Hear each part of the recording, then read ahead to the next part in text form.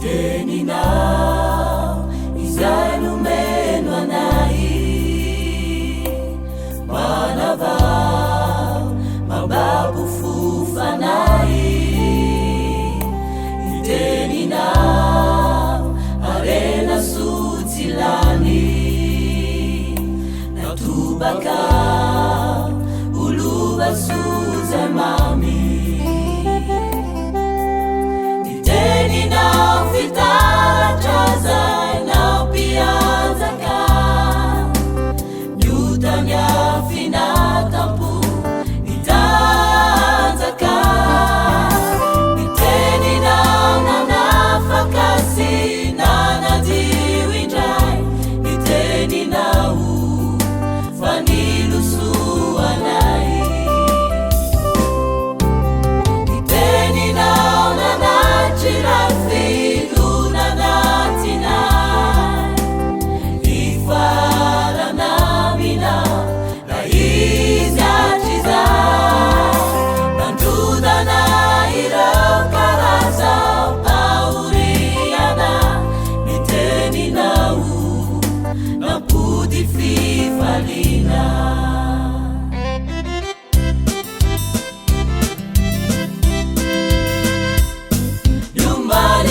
Nyumali tiata witsun, nyumali efani lazana.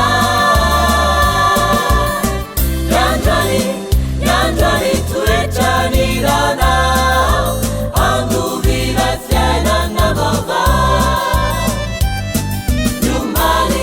Nyumali tiata witsun, nyumali efani lazana.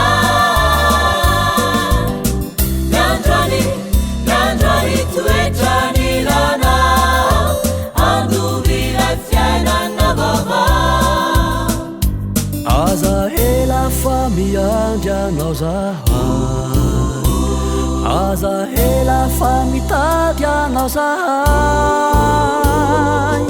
Efa tsy tamana amizao tontolo izao, fandovila fiainana vaovao. Nyumali tsy atao intsony, nyumali efa nilazana. Nyandrany toetrany lana, andovila fiainana vaovao. Aza hela fa miandrianao zahay, aza hela fa mitady anao zahay. Efa tsy tamana amizao tontolo izao, fandovila fiainana vaovao. Nyumali tsy atao intsony, nyumali efa nilazana. Nyandrany toetrany lana, andovila fiainana vaovao. Andovila fiainana vaovao. Andovila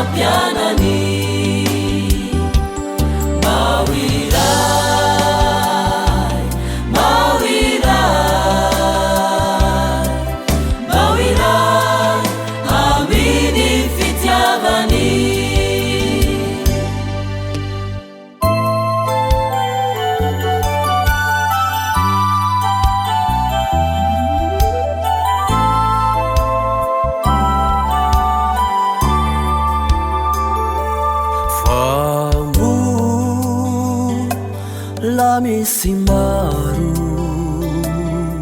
reo izay mbola sasamiandry antsika izao ito risy iza raha ilay fitiavany Tompo Jesosy atolony ny tanana ka meteza ifanga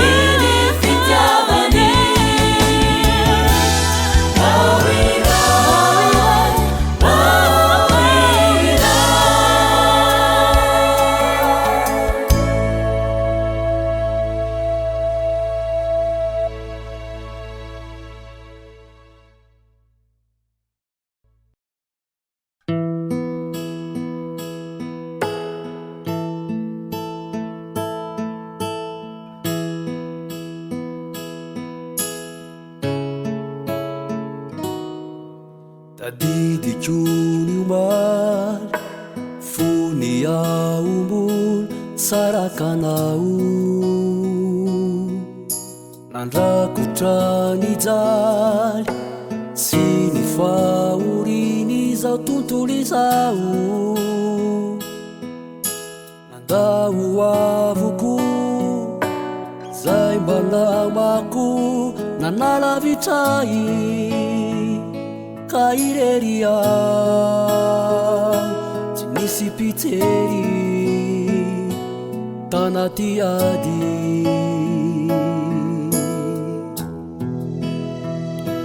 fa teo ianao ry Jesosy Tompo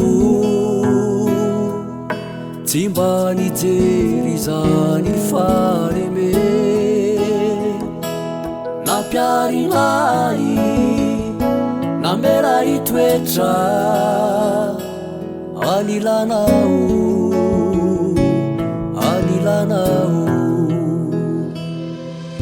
tadidiko ny omaly fony aombony rakotra izina nandrakotra ny ota sy ny faratsiny izao tany izao nandramako avoko zay mba fantatro fa ampiadanay fa sasatra tsy nety nahita izay nahafapo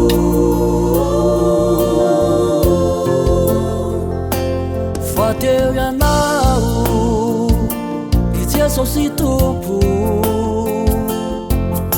tsy mba nijery zany faleme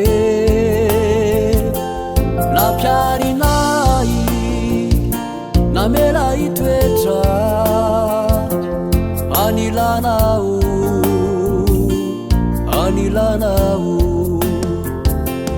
fa teo ianao ry Jesosy Tompo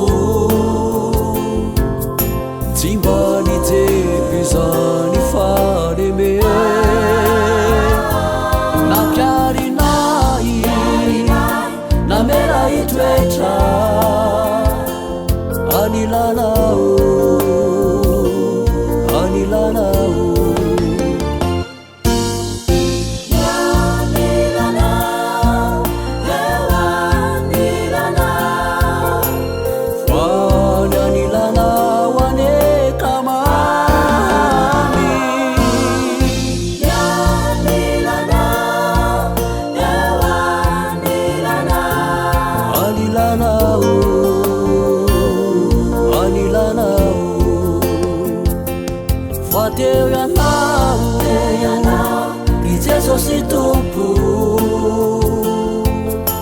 Timbani terizani faremeku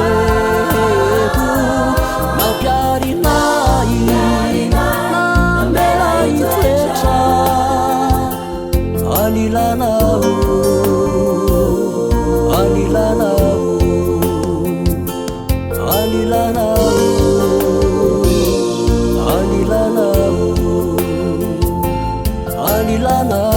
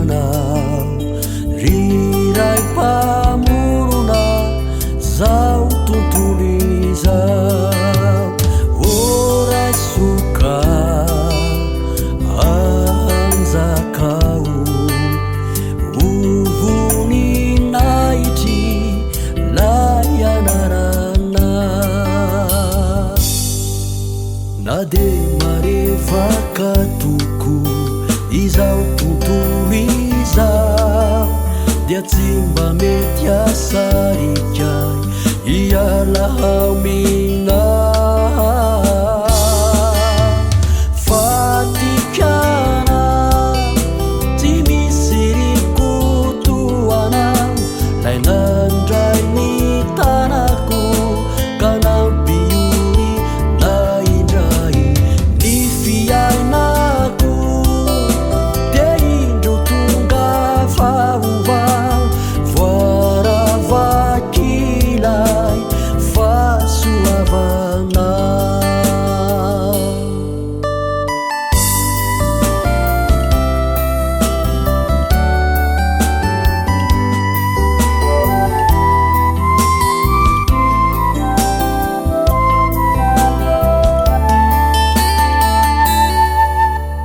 Faniriku miakakinau aita tranilai fale biazana anandatra mianaranau siakamamiku niasuavana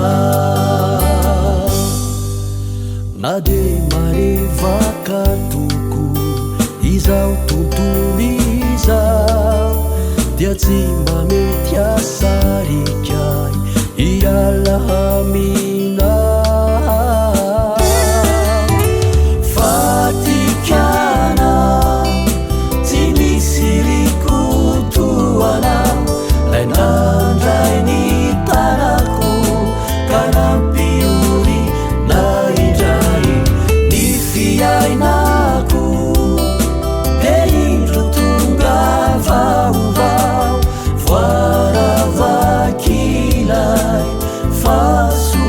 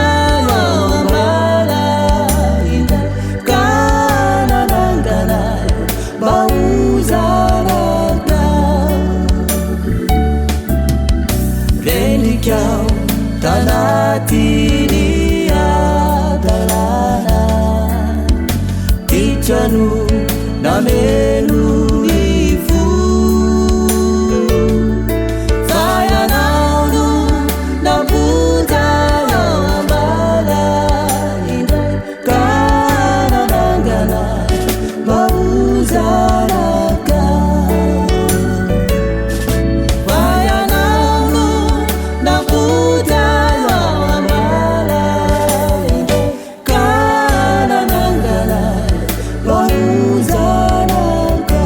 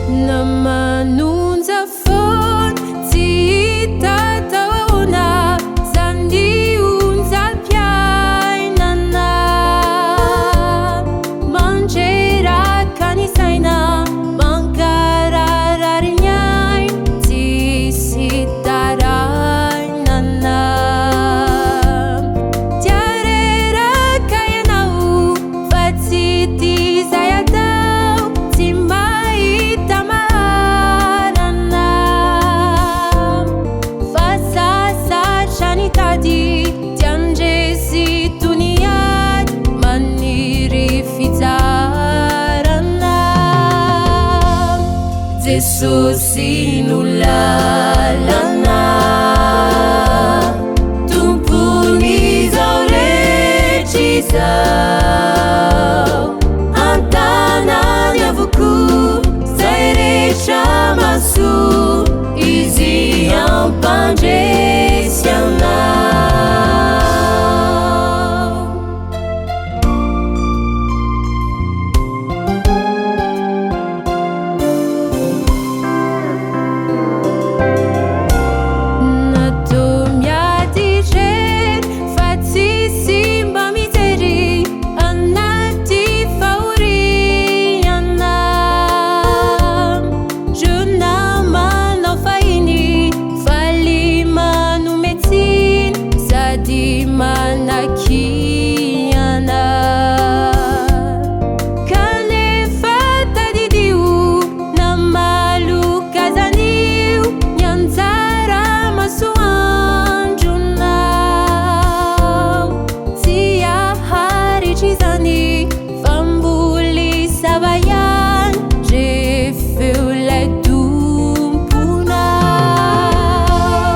Jesús no lalana tumpuni zao rehetra izao antanany avoco zay rehetra masoa izy ampandresy anao. Jesús no lalana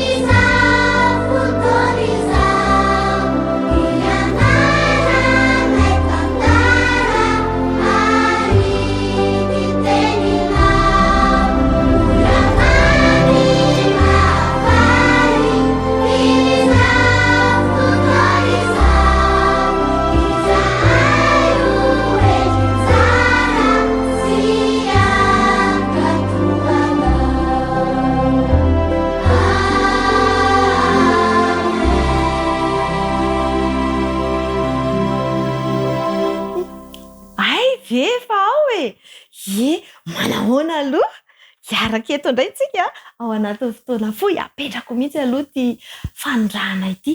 Oay, ary ny telefonako nataoko izy ay atao ambadiky ny vato ato. Ty le izy. Miarahaba antsika indray aloha rakizy mahafinaritra ny miaraka ao anatin'ny fotoana izay arahantsika dia handray zavatra be da be isika, indrindrindrindra mahakasika ny tenin'Andriamanitra satria tia antsika Andriamanitra ary mahafinaritra fa ao anatin'izao zavaboary izao dia ahitantsika ny fahatsaran'Andriamanitra. Ao anatin'ny fotoana iarahantsika rakizy dia anaraka lohahevitrintsika tahaka ny mahazatra. Ny lohahevitrintsika amin'ity anio ity dia mahakasika herim-po. Miainga aty amin'ny saina izany dia ahita olona be herim-po maro tsika androany. Misy tantara ihany koa mahakasika an'izany. de toy mazatra de miara-mihiry tsika miaraka amin'ireo voninkazo mihirahira fa zao misy zavatra mahafinaritra anankiray lazaiko anareo mananamana mahafinaritsika ivolana any amin'ny volana any amin'ny zareo misy lalao mahafinaritra be de andeha ho any amin'ny zareo tsika hiaraka ho any tsika de hitondra lalao mahafinaritra ho antsika izy vonina daholo eny ary ndao ary lohantsika anaraka ny hiran'ireo voninkazo kely inona nge zao no ambaran'indray androany ndao ary. Quand les éclairs font psh et le tonnerre fait boum, t'as tout ton corps qui tremble, t'es tout seul dans ta chambre, tout a l'air tellement grand et toi tu te sens si petit. Juste un petit peu de courage et tu verras ce sera fini. Juste un petit peu de courage et tu n'auras plus peur. Juste un petit peu de courage et tu te sentiras mieux. Le courage te rendra plus fort, chaque jour un peu plus fort. À toi maintenant d'être un petit peu plus courageux. Si tu entends des bruits et des booms et des crics, quand il fait tout noir, tout ça, t'as ton petit cœur qui bat. Si tout va trop fort, trop haut, trop profond, trop difficile, juste un petit peu de courage et tu verras, tout sera facile. Mais non, faut pas t'enfuir, mais non, faut pas te cacher. Un petit peu de courage et tout sera vite passé. Juste un petit peu de courage et tu n'auras plus peur. Juste un petit peu de courage et tu te sentiras mieux. Le courage te rendra plus fort, chaque jour un peu plus fort. À toi maintenant d'être un petit peu plus courageux. À toi maintenant d'être un petit peu plus courageux. À toi maintenant d'être un petit peu plus courageux. De ahoana izy ilay voninkazo amin'ny teny frantsay ny hirany fa mino fa haitsika daholo courage zay mihitsy herim-po zany ny zavatra rehetra tokoa de mila herim-po mety hoe betsaka ny zavatsarotra tsy maintsy hatrehana mety hoe fianarana zany mety hoe fanadinana zany mety hoe fiarahana amin'ny namana any ihany koa na hoe mila milaza marina ianao no ny toe-javatra anankiray mila herim-po ny milaza marina sahoana na hoe ampanaoviny dada sy neny zavatra sarotra be mety hoe sarotra aminao de rehefa manana herim-po ianao de vitanao zany eo amin'ny fiainana miaraka amin'i Jesosy ihany koa de mila manana herim-po ary azo angatahana amin'i Jesosy zany hery zany na ny courage zany azo angatahana amin'i Jesosy. Jesosy ange tena nanana an'izany ary toetra n'Andriamanitra mihitsy zany de raha ohatra ka tianao ny anana an'izany de angatao izy fa omeny anao zany rehefa ananantsika ny herim-po sy ny herin-tsaina ahafahana manatanteraka zavatra anankiray de mitarika ho amin'ny fandresena izany ohatra hoe nampanaoviny dada sy neny sasavilia ianao na sena nanasa vilia ianao nefa n'izao vao manomboka mianatra manasa an'ilay vilia de le vilia sao de vaky de raha ohatra zany ianao matahotra be de tsy hanao mihitsy ve hoe sao de vaky eo io fa za tsy hanasa de nefany raha be herim-po ianao de ataonao ihany le izy de ataonao tsara de vita sa tsy vita zay vita mihitsy mitarika fandresena izany ohatra koa hoe nameny mpampianatra devoir na fanadinana mihitsy ary de rehefa sahanao tsy matahotra ianao fa nangononao ny herinao rehetra natanjahanao ny sainao de nataonao tsara ny devoir vitanao tsara zany de mitarika fandresena ho anao tian'Andriamanitra isika rakizy raha mba azo an'izany fandresena izany ka rehefa manana le herim-potsika le herin-tsaina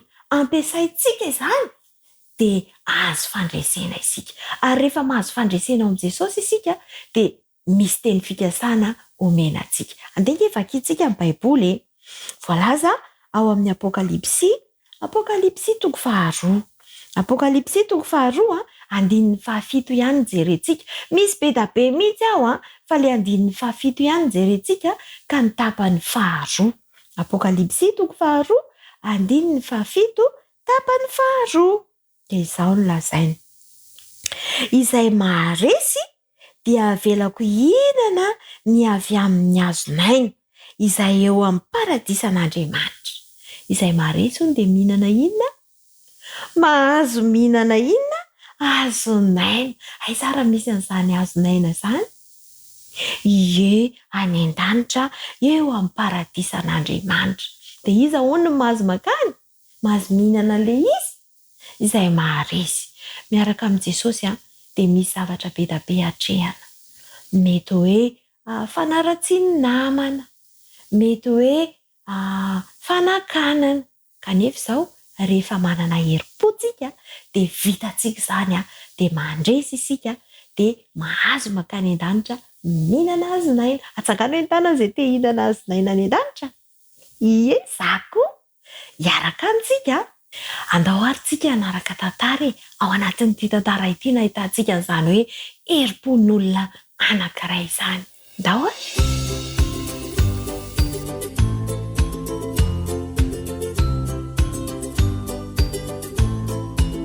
Fotoana ela tokoa izay tany Persia dia nisy mpanjaka iray atao hoe Aserosy. Tao amin'ny tanànany dia nisy baby maro no natao antsoina hoe jiosy izy ireny. Ny mponina tao Persia izay nandresy azy ireo dia tena nankahala azy tokoa. Tamin'izany ny mpanjaka dia nanapa-kevitra fa hampakatra vady vaovao sady tsara tarehy. Voafidy ho amin'izany toerana izany ary ny tovovavy tsara tarehy anankiray atao hoe Estera. Tena tian'ny mpanjaka tokoa izy saingy tsy fantany hoe jiosy izy. Estera dia notezan'ny zana-dralahy indray natsoina hoe Mordekay. Ka rehefa lasa mpanjaka vady Estera dia nahazo toerana tsara teo am-bavahadin'ny lapa i Mordekay. Nofeperan'ny Mordekay mafy Estera mba tsy hilaza fa jiosy ny tenany. Tao amin'io tanàna io koa dia nisy lehilahy ratsy toetra anankiray antsoina hoe Amana. Notendren'ny mpanjaka ho mpanapaka lehibe izy ka notereny ankohaka amin'ny daholo ny olona rehetra izay lalovany. Nanao izany avokoa ny olona rehetra akoatran'ny Mordekay satria izy manko te-koaka amin'ny Jehovah irery ihany. Tena nahatezitra mafy an'ny Amana mihitsy izany ka lasa nanantona amin'ny mpanjaka izy nanao hoe: "Ry mpanjaka, eto amin'ny fanjakanao dia misy olona sasany izay tsy manaiky hakatolo lalànao, tokony ho vonoina mihitsy izy ireny." Ny mpanjaka moa dia tsy dia liana loatra ny amin'izany ka hoy izy hoe atao izay tianao atao amin'izany olona izany. Dia nanoratra taratasy ary Amana izay naparitaka eran'ny tanàna manao hoe ny jiosy rehetra na lahy na vavy na lehibe na kely dia tsy maintsy ho vonoina daholo amin'ny daty iray voatendry. Rehefa hitan'ny Mordekay sy ireo namany izany taratasy izany dia nitomany mafy izy ireo. Dia nilaza tamin'ny Estera izy hoe mandehana makany amin'ny mpanjaka dia mitalao aminy ho antsika. Natahotra mafy Estera ho any amin'ny mpanjaka satria tsy azo atao anie izany.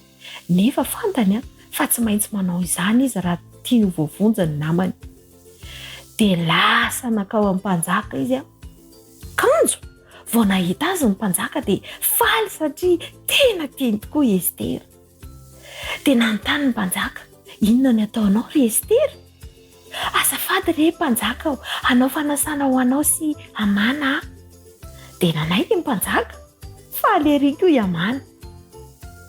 Tao amin'io hariva io nandritra ny sakafo dia nanontany indray ny mpanjaka: "Inona no ataoko anao ry Estera?" Tena nangona ny heriny rehetra i Estera. Dia nanambara fa misy lalàna mampamono ny jiosy rehetra. Dia nambarany koa fa ny tenany koa anisan'izany. "Iza ny mahavita an'izany izao e? Iza hoy ny mpanjaka?" Dia nilazain'i Estera avy hatrany hoe io Amana ratsy fanahy io no manao an'izany. Tia malifaty ireo izay tsy niankohaka taminy izy. Tezitra mafy ny mpanjaka ka nibaiko ny miaramila mba hitondra ny Amana aingana dia aingana dia hamono azy. Ary nandidy ihany koa izy mba hanamboarana an'izany lalàna izany. Faly avokoa ireo vahoaka jiosy fa voavonjy tsy maty noho ny herim-po izay nananany Estery. Tena mahery fo izany mpanjaka vavy izany.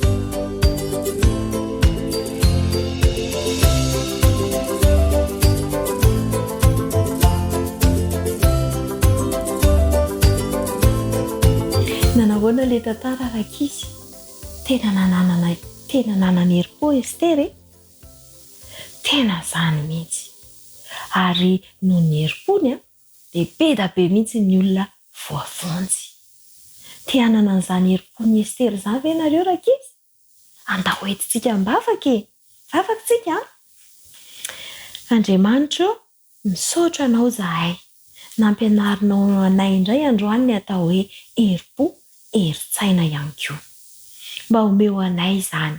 Tahaka ny nanomezanao an'izany an'i Estery no angatahanay koa mba omenao ny ankizy tsirairay izany. Mba hahafahanay mahavita zavatra tsara miaraka aminao. Ary indrindrindrindra ahatonga anay ho tonga any an-danitra dia hihinana ny hazonaina miaraka aminao. Taio zahay Jesosy io mba ho toanao. Amin'ny anaran'i Jesosy irery ihany no hanonanay vavaka. Amen. Zao ary andao alohantsika hanaraka hira anankiray. Dia ao anatin'ity hira ity andeha ho any amin'ny volantsika. Somary sarotsarotra ny lalana makany amin'ny volana. Tonga dia miakatra fiakarana kely izay. Dia matanjaka daholo nareo sady be herim-po e. Ndao ary tsangana daholo. Ndao hiarakitsika. Ndao e. Parfois la montagne a l'air si haute, parfois la vallée a l'air si grande. Allez hop, debout, prends le chemin, ton sac sur le dos. Grimpe la montagne du courage, il t'en faut. Monte, monte, monte jusque là-haut. Tu verras, oui tu pourras. Quand tu t'y trouveras, ce sera plus si haut que ça. Puis du courage, oui t'en auras. Parfois la rivière est si profonde, parfois le chemin si dangereux. Attache bien ton sac, allez, sois pas peureux. Grimpe jusqu'en haut, mais oui, sois courageux. Ce que tu verras d'en haut fera tout est bien plus beau. Et puis non, n'aie pas peur, t'as du courage plein ton cœur. Monte, monte, monte jusque là-haut. Tu verras, oui tu pourras. Quand tu t'y trouveras, ce sera plus si haut que ça. Puis du courage, oui t'en auras. Donc zay. Olano. Why? Nareo efa eo e. Fa miaraba nareo indray zay dia androantsika ilalao kilalao anankiray mahafinaritra be. Dia lohatenin'ilay kilalao lohateny lehibe ao amin'ny baiboly. Inona hoe? Ie, izay mihitsy. Lohateny lehibe ao amin'ny baiboly. Ny lohahevitrin'ilay kilalao dia herim-po. Izany hoe raha ohatra izao zaka amin'ny teny fehezanteny anankiray ao amin'ny baiboly izay ilay lohateny lehibe dia fantarinareo avy hatrany hoe iza ary izay olona nanana herim-po izay. Ohatra izao hoe iza re izao ny olona nandeha teny ambony ranomasina. Fantatrareo ve izao izay olona izay? Ie, Jesosy.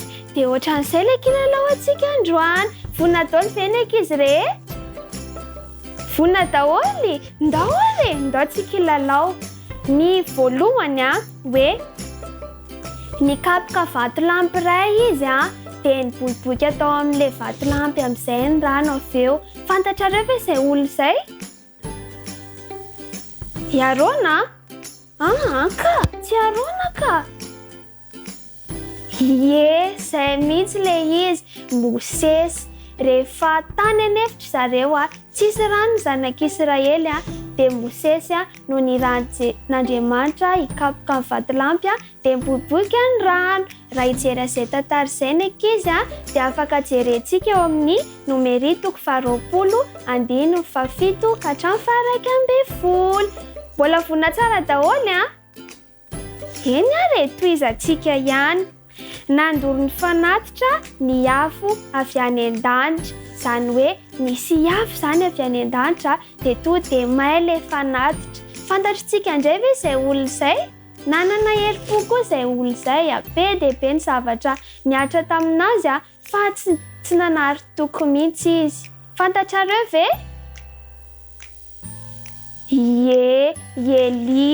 Eli rehefa niaraka tamin'ny mpaminany ny bala dia hoe ndao ary tsika nao fanatitra dia izy ny ten'Andriamanitra dia ny fanatitra ny Elia no nilatsahany afo avy any an-danitra. Fahatelo indray ary raha namarina izay izao tsika dia efa nahazo 2 points. Dia fahatelo indray izao mino fa efa mahay daholo ny ankizy rehetra. Olona rivolahy no matin'ny valaranom-boriky iray. Olona rivolahy no matin'ny valaranom-boriky iray. Iza indray ary izay io? Daniel? Ka tsy Daniel aloha, tsy Daniel. Izay mihitsy le izy. Iza tsara hoe? Samson tena nalaza mihitsy fa natanjaka izy ohatran'ny ankizy kely sady be herim-po izy. Efa nafaty liona izy. Dia izany kosa izy nafaty olona ray alina. Raha hijery ny tantara Samson indray tsika dia ao amin'ny Pitsara toko 5:10, andiny 5:10 ka hatramin'ny 7:10. Manaraka indray ary izao hoe lehilahy iray niomana hanao fanatitra ny zanany. Izany hoe le zaza kely izany natao fanatitra dia le dada no be herim-po. Iza re zao mety dada ny raha nanao fanatitra ny zanany izany mety misy tantaran'izay avy ao am-baiboly ao? Tena misy dia izay notanianantsika androany dia iza ary eo? Tantara voalohandohany ao amin'ny baiboly mihitsy izay i Abrahama rehefa tenen'Andriamanitra hoe atao fanatitra ny zanakao dia nanaiky izy ary tena nanana herim-po izany lehilahy izany. Raha hijery ny tantaran'i Abrahama indray tsika dia ao amin'ny Genesis toko 12, andiny 1 ka hatramin'ny 7:10. Manaraka indray ary nivavaka ho an'ireo nitora-bato azy izy. Izany hoe izy tsy mba hoe namaly ratsy izy fa ny olona tsy tia anazy ary dia vavahany foana. Toetra tsara ilay tahaka izany raika izy dia izy ary izay olona izay io? Mahay be daholo kay nareo. Stefana dia tena nanana herim-po satria tena tiany olona rehetrarehetra izy. Na fahavalony ary dia tena tiany. Dia izany tantara izany hitantsika ao amin'ny Asan'ny Apôstôly toko 7, andiny 4:15 ka hatramin'ny 20. Farany ary mino fa nahay daholo tsika tsirairay avy. Indrindra fa ny ankizy mahay be daholo moa tsika. Mahay be daholo. Farany ary fantatritsika daholo ty sady misy hira-mity arahintsika. Nihanika-hazo izy mba hahita an Jesosy. Marina mihitsy izay. Avereny mafy be hoe Zakaiosy le misy lehilahy iray tena fohy dia fohy tokoa. Izy le lehilahy fohy dia fohy nefa dia mbola navinta nihanika aviavy izy mba hahita an Jesosy. Herim-po izany hoe ianao fohy nefa mbola mahavita mihanika hazo lava be ianao. Dia izay indray raha kilalao antsika androany ampianaiko fa nahay daholo tsika tsirairay avy dia amin'ny manaraka indray.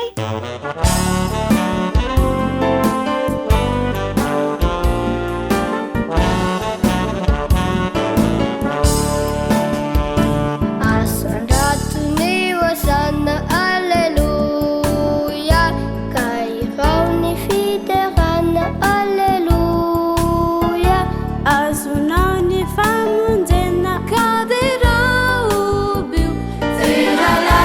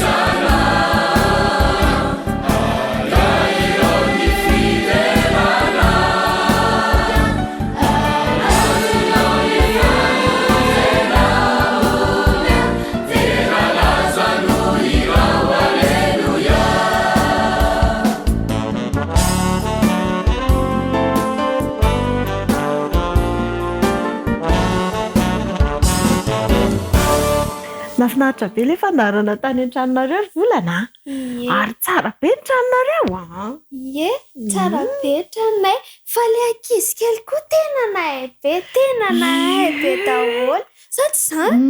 Bravo be mihitsy ry zareo Bravo be daholo. Ie fa tapitra aloha fandarantsika androany ataontsika ahoana ny amin'ny manaraka Nataontsika voamaika tsara be, tena voamaika tsara be dia mihitsy izay fa mbola hiaraka aminay daholo ny ankizy kely amin'ny manaraka. Izay mihitsy ndao ary ianao baibay tsika e babay amin'ny manaraka andray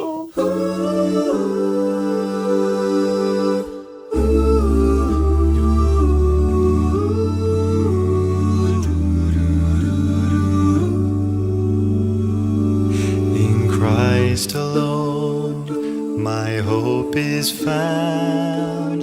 He is my light, my strength, my song. This cornerstone, this solid ground, firm through the fiercest drought and storm. What heights of love, what depths of peace, when fears are stilled, when striving cease. My comforter, my all in all, here in the love of Christ I stand. There in the ground his body lay, light of the world by darkness slain, then bursting forth in glorious day, up from the grave he rose again. And as he stands in victory, sin's curse has lost its grip on me, for I am his and he is mine, bought with the precious blood of Christ.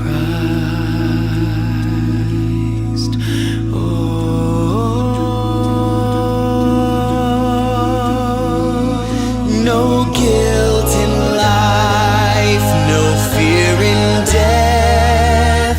This is the power of Christ in me. From life's first cry to final breath, Jesus commands my destiny. No power of hell, no scheme of man can ever pluck me from his hand, till he returns or calls me home. Here in the power of Christ I'll stand. Here in the power of Christ I'll stand.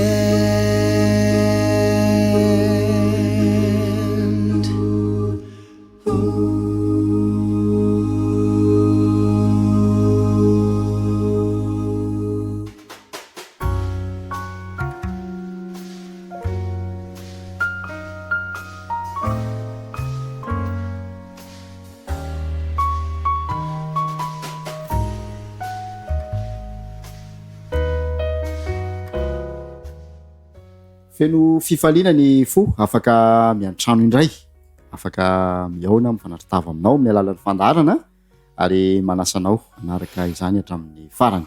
Tombontsoa lehibe antsika ny fananana ny pastora Andriamparatiana Fanera izay ara-bahiny tonga soa indray ato anatin'ny fandarantsika. Faly miarabanao namanadino ary miarabanao amin'ny anaran'i Jesosy Kristy tompontsika ankoa izay toa hiaraka andalina idindinika amatatra ankoa ny voalazan'ny ten'Andriamanitra ary mankasitraka sady ny fitiavanao ny ten'Andriamanitra sy ny fanokananao fotoana hanaraka izao fandarana izao. Ya, nandanitsika fotoana be deaibe mihitsy a ny lay andalana anankiray eo amin'ny vavaka nampianarany tompo manao hoe rainay izay any an-danitra ary tao anatin'izany nahitana hoe mpiombon-dray amin'i Jesosy isika mila mandeha toy izay nandehanana isika ary tsy misy azontsika atao atrarana amin'izay fetra izay fa Andriamanitra mihitsy no atao hoe mikalifie ngano azo lazana azy antsika ho zanak'Andriamanitra indray.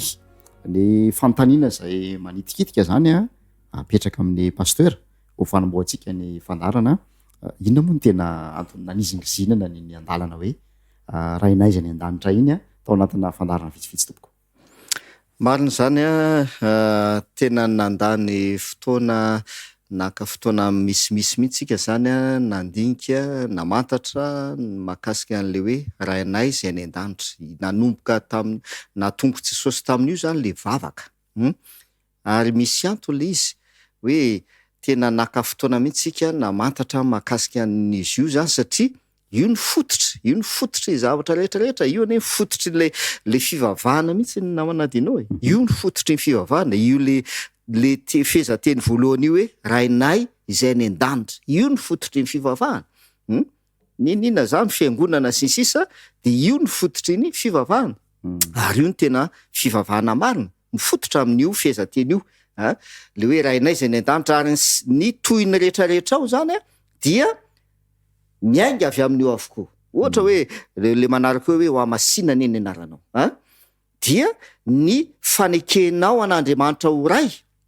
no mahatonga anao hanamasina ny anarany sady zay ary ny fanekenao hoe manahoana moa io Andriamanitra izay antsoinao hoe rainay io ray io manahoana moa izy io Andriamanitra masina ny izy io ka raha Andriamanitra masina izy io dia inona zany tokony ataonao manoloana azy ka rehefa mivavaka sy miantso ianao manao hoe rainay izay ny an-danitra dia manamasina azy ianao ny dikany idirantsika moa zay manaraka ny tena marina fa manazava fotsiny zany le hoe ny antony nanokanatsika fotoana misimisy namantatra tsara zany io fanomboan'le vavaka io hoe rainay izay any an-danitra io zany ny tsara somary avetsika kely zany namanadinao mahakasika an'izy io de le hoe nofaritan'i Jesosy tsara mihitsy na hoe mipresizeny Jesosy tsara mihitsy zany le izy hoe rainay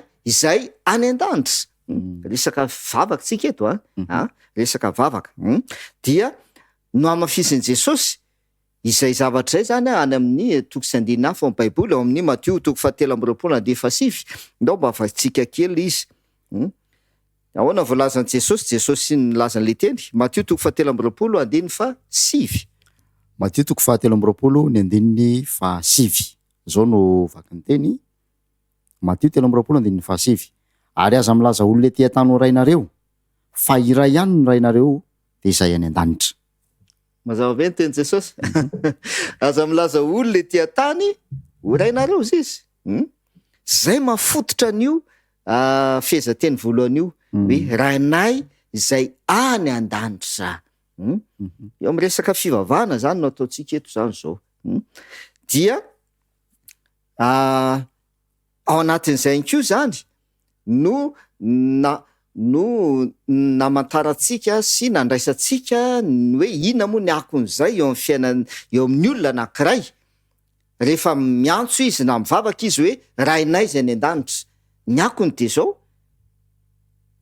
zanak'Andriamanitra izy ny dikany ary le hoe zanak'Andriamanitra tsy ianao zany no miezaka mba ho tonga zanak'Andriamanitra fa Andriamanitra no nanaiky handray anao ho zanany zay le izy de efa nijerevantsika le zany tamin'ny fandarantsika teo aloha hoe tsika io zany ny olombelona tany am-piandohana dia zanak'Andriamanitra no ny antsoina azy sady zay ao amin'ny Lioka toko 7 no misy an'izay ndao mba avakitsika kely Lioka toko 7 dia ny andininy fa 7:30 Lioka toko 7 ka ny andininy fa 7:30 zao no vaky ny teny Lioka 7:30 zanaky Enosa zanaky Seta zanaky Adama zanak'Andriamanitra zay zareo tsara ao amin'ny Lioka toko 7 io zany manomboka amin'ny 17 izy a de milaza ny amin'ny filazana ny razan' Jesosy Kristy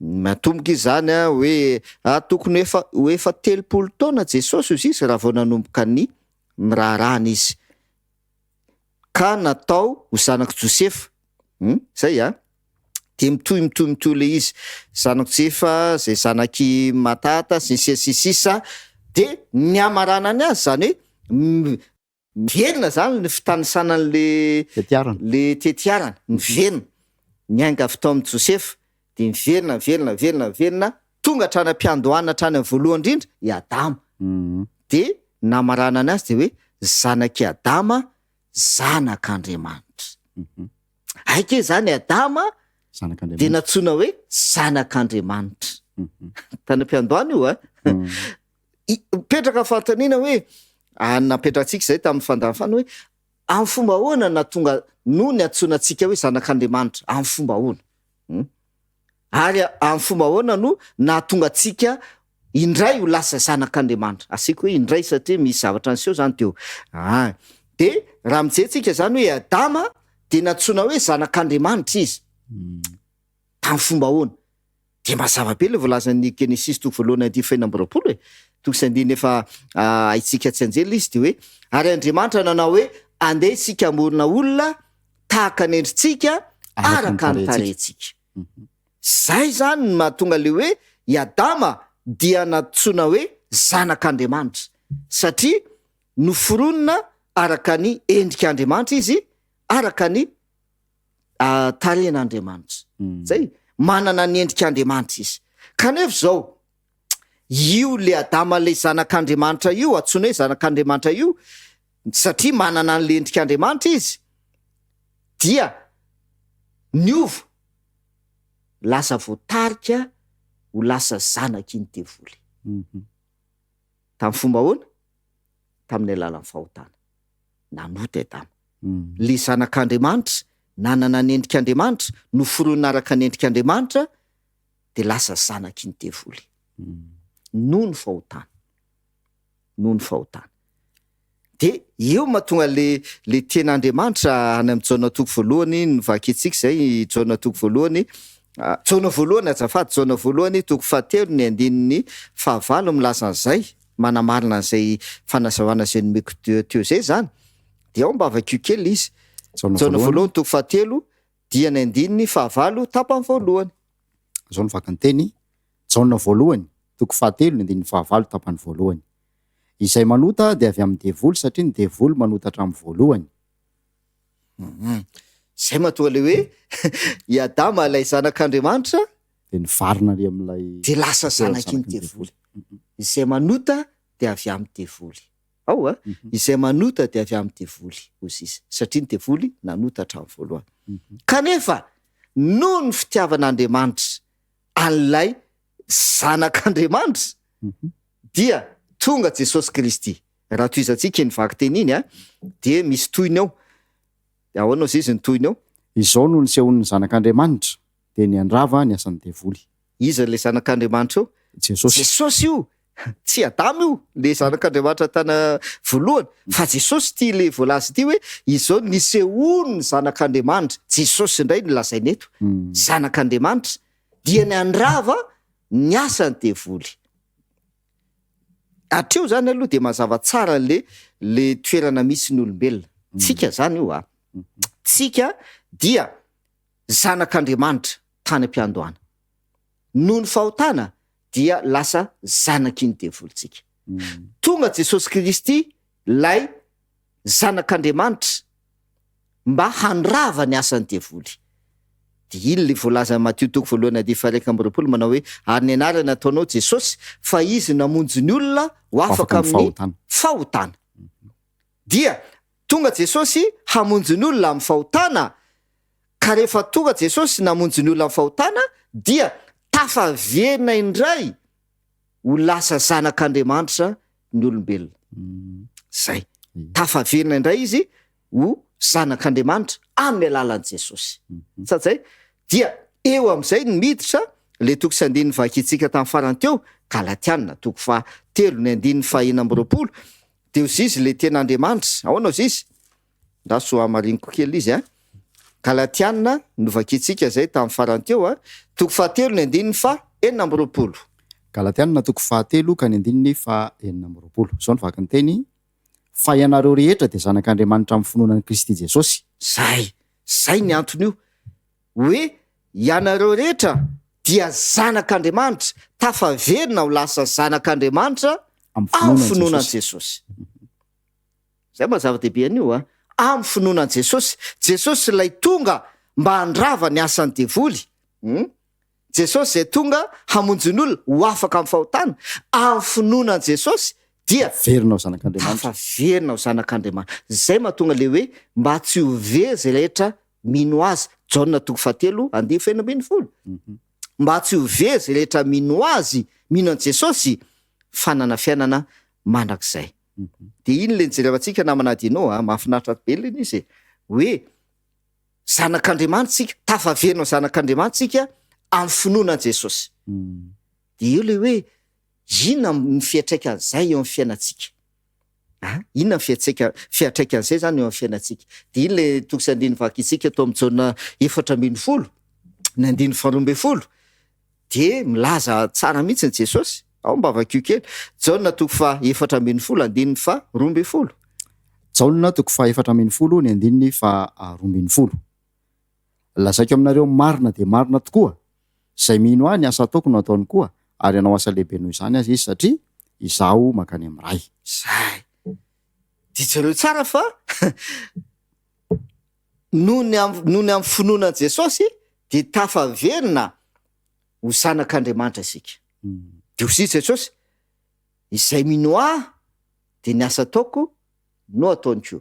Jesosy zanak'Andriamanitra, tsika zanak'iny devoly, fa noho ny finoanan' Jesosy dia lasa zanak'Andriamanitra tsika, zanak'Andriamanitra.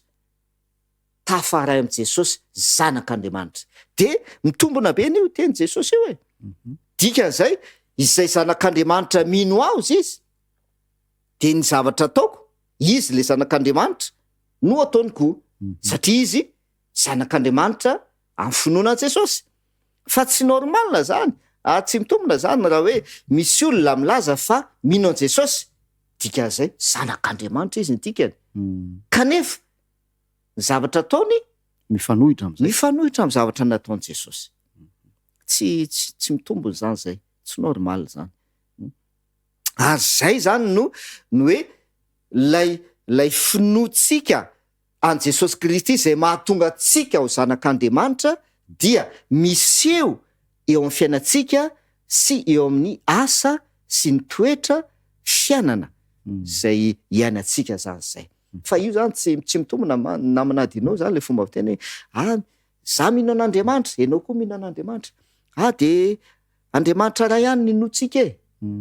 Fa samy manao zay mety fa aminy. samy manao ny fiainany. Fa teny Jesosy mazava tsara, teny Andriamanitra mazava tsara hoe tsika dia zanak'Andriamanitra amin'ny finoana Jesosy Kristy. Ka raha mino an' Jesosy tsika, zanak'Andriamanitra tsika zany dika, dia zay asa nataoko Jesosy, izy le zanak'Andriamanitra no ataontsika ihany koa. Dia zay mahatonga le faharoa hoe inona moa nataon'i Jesosy Kristy, lay zanak'Andriamanitra, ary tamin'ny fomba ahoana no ny antsoina an' Jesosy officiel apabe maso hoe tena zanak'Andriamanitra marina Jesosy Kristy. De iny le zavatra niseho ao amin'ny Matthieu toko 7. Efa mivakitsika zay, de nao ventsika tsy maninona. Matthieu toko 7 de vakitsika ny andininy fa 9:10 sy ny fa 7:10. Matthieu toko 7 ka ny andininy fa 9:10 sy ny andininy fa 7:10. Zao ny vaky ny teny Matthieu toko 7 andininy fa 9:10 sy ny fa 7:10. Ary raha vao natao batisa Jesosy de niakatra avy teo amin'ny rano niaraka tamin'izay izy, ary indro nisokatra tamin'ny lanitra, ary hitany ny fanan'Andriamanitra nidina tahaka ny voromailala ka nakeo amboniny. Ary inzao nisy feo avy tany an-danitra nanao hoe ity no zanako malalako izay sitrako. Mazava be le tenin'Andriamanitra. Nisy feo avy tany an-danitra, ny teny apabe maso officiel teo hoe ity no zanako izay sitrako. zanak'Andriamanitra. Tamin'ny fotoana nanaovana batisa an Jesosy tao amin'ny onjolotany. Fa inona no mahatonga an'izany? Inona ny anton'izany rehetrarehetra zany? Hoe teo no ny antsoina an Jesosy ofisiela hoe zanak'Andriamanitra izy teo amin'io batisa io. Mazava be le ten'Andriamanitra. Any amin'ny Jaona voalohany no milaza anazy. Jaona voalohany 3 dia ny 9:7. Jaona voalohany 3 dia ny 9:7. Jaona voalohany 3 ka ny 9:7. Izay rehetra naterak'Andriamanitra no tsy manota, satria ny vono mitoetra ao anatiny, ary tsy mahay manota izy satria naterak'Andriamanitra. Zay ny anton'le izy kay. Aika zany a, teo zany no natanteran'le hoe naterak'Andriamanitra. Teo amin'ny teo. Naterak'Andriamanitra. Dia zanak'Andriamanitra ny dikany. Naterak'Andriamanitra indray. Dia io no mahatonga Jesosy ny teny tamin'ny Nikodemosy zany any amin'ny Jaona 3 ny 5 dia miteny Jesosy hoe tsy maintsy ateraka indray mba ho tonga zanak'Andriamanitra. Dia fahaterahana manao ahoana le izy? Ahoana le hoe naterak'Andriamanitra? Jaona 3 ny 5. Jaona 3 ka ny 5. Zao ny vaky ny teny. Jesosy namaly hoe lazaiko aminao marina dia marina tokoa, raha misy olona tsy ateraky ny rano sy ny fanahy dia tsy mahazo miditra amin'ny fanjakan'Andriamanitra izy. Zay. Aika zay le hoe naterak'Andriamanitra. Zanak'Andriamanitra ateraky ny rano sy ny fanahy. Ary zay ke natonga an Jesosy rehefa avy natao batisa, nateraka avy tao anaty rano izy, nivoaka avy tao anaty rano izy, dia nidina teo ny fanan'Andriamanitra, nateraky ny rano sy ny fanahy. Teo no nantsoina azy zay le feo avy tany an-danitra zay ny teny hoe ity no zanako malalako izay sitrako. Ohatrohatran'izay zany le zavatra miseho. Hatreto aloha zany dia mamilaza zany zay toko sy andiny zay a, hoe amin'ny fomba ahoana ny atonga antsika ho zanak'Andriamanitra, ary amin'ny fomba ahoana no anekena antsika, averiko tsara, anekena antsika. Tsy ianao no miezaka fa Andriamanitra no manaiky anao ho zanany. Tahaka ny Jesosy teo Jordana, Andriamanitra mihitsy anie no niteny hoe ity no zanako malalako izay sitrako. Sady zay le izy. Ohatran'izay koa tsika, Andriamanitra no manaiky antsika ho zanany. Dia mazava zany zay fanazoana zay zany, misy fomba anankiroa zany voalazany ten'Andriamanitra dia hoe mino an Jesosy tsika. Sady zay. Zanak'Andriamanitra tsika amin'ny finoana Jesosy Kristy. Faharoa, naterak'Andriamanitra. Mila aterak'Andriamanitra indray. Jesosy mihitsy no ohatra ny amin'izay. Fa misy fahatelo. Ndao vakitsika le fahatelo ao amin'ny Romanina 9:4 ny 4:7. Romanina 9:4 ny 4:7. Romanina 9:4 ka ny 4:7. Zao ny vaky ny teny. Fa izay tarihin'ny fanan'Andriamanitra no zanak'Andriamanitra. Mazava be voalaza ten'Andriamanitra. Izay tarihan'ny fanahin'Andriamanitra no zanak'Andriamanitra. Zay zany le fahatelo. Izay tarihan'ny fanahin'Andriamanitra no zanak'Andriamanitra. Ahoana no fisehoan'io fahatelo io? Hoe izay tarihan'ny fanahin'Andriamanitra ny zanak'Andriamanitra. Fa mitarika antsika hanao inona ny fanahin'Andriamanitra? Mitarika antsika ho aiza ny fanahin'Andriamanitra?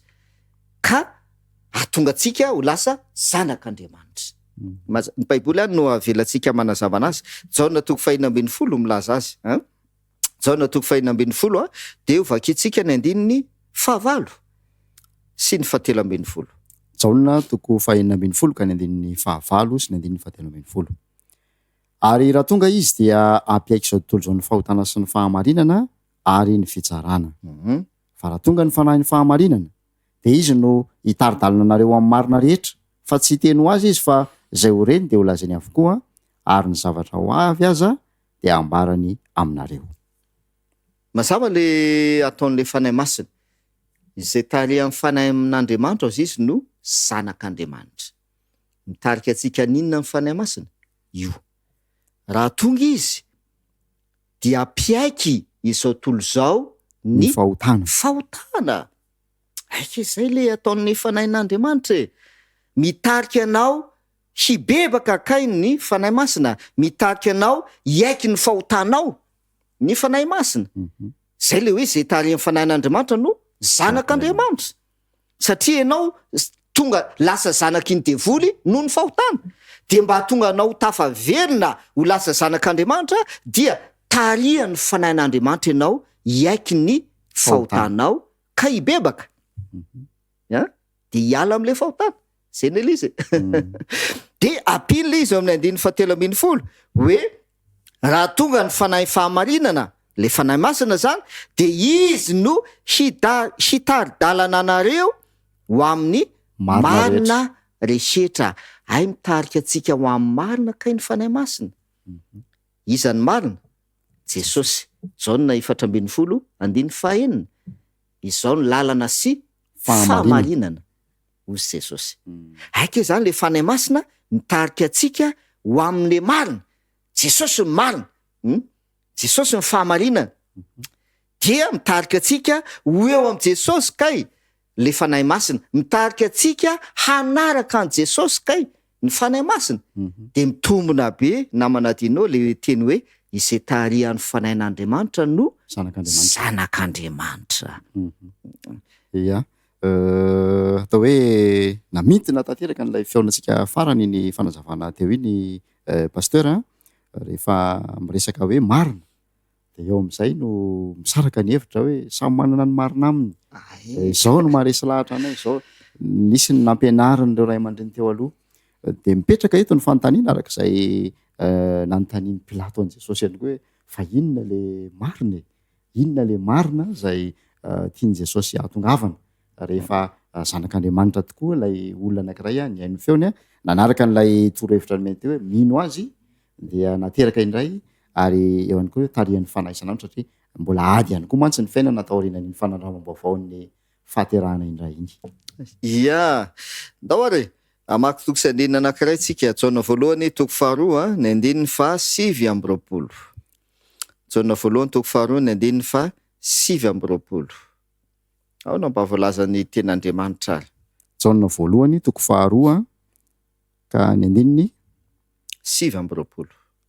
Ny 7:20. Zao ny vaky ny teny.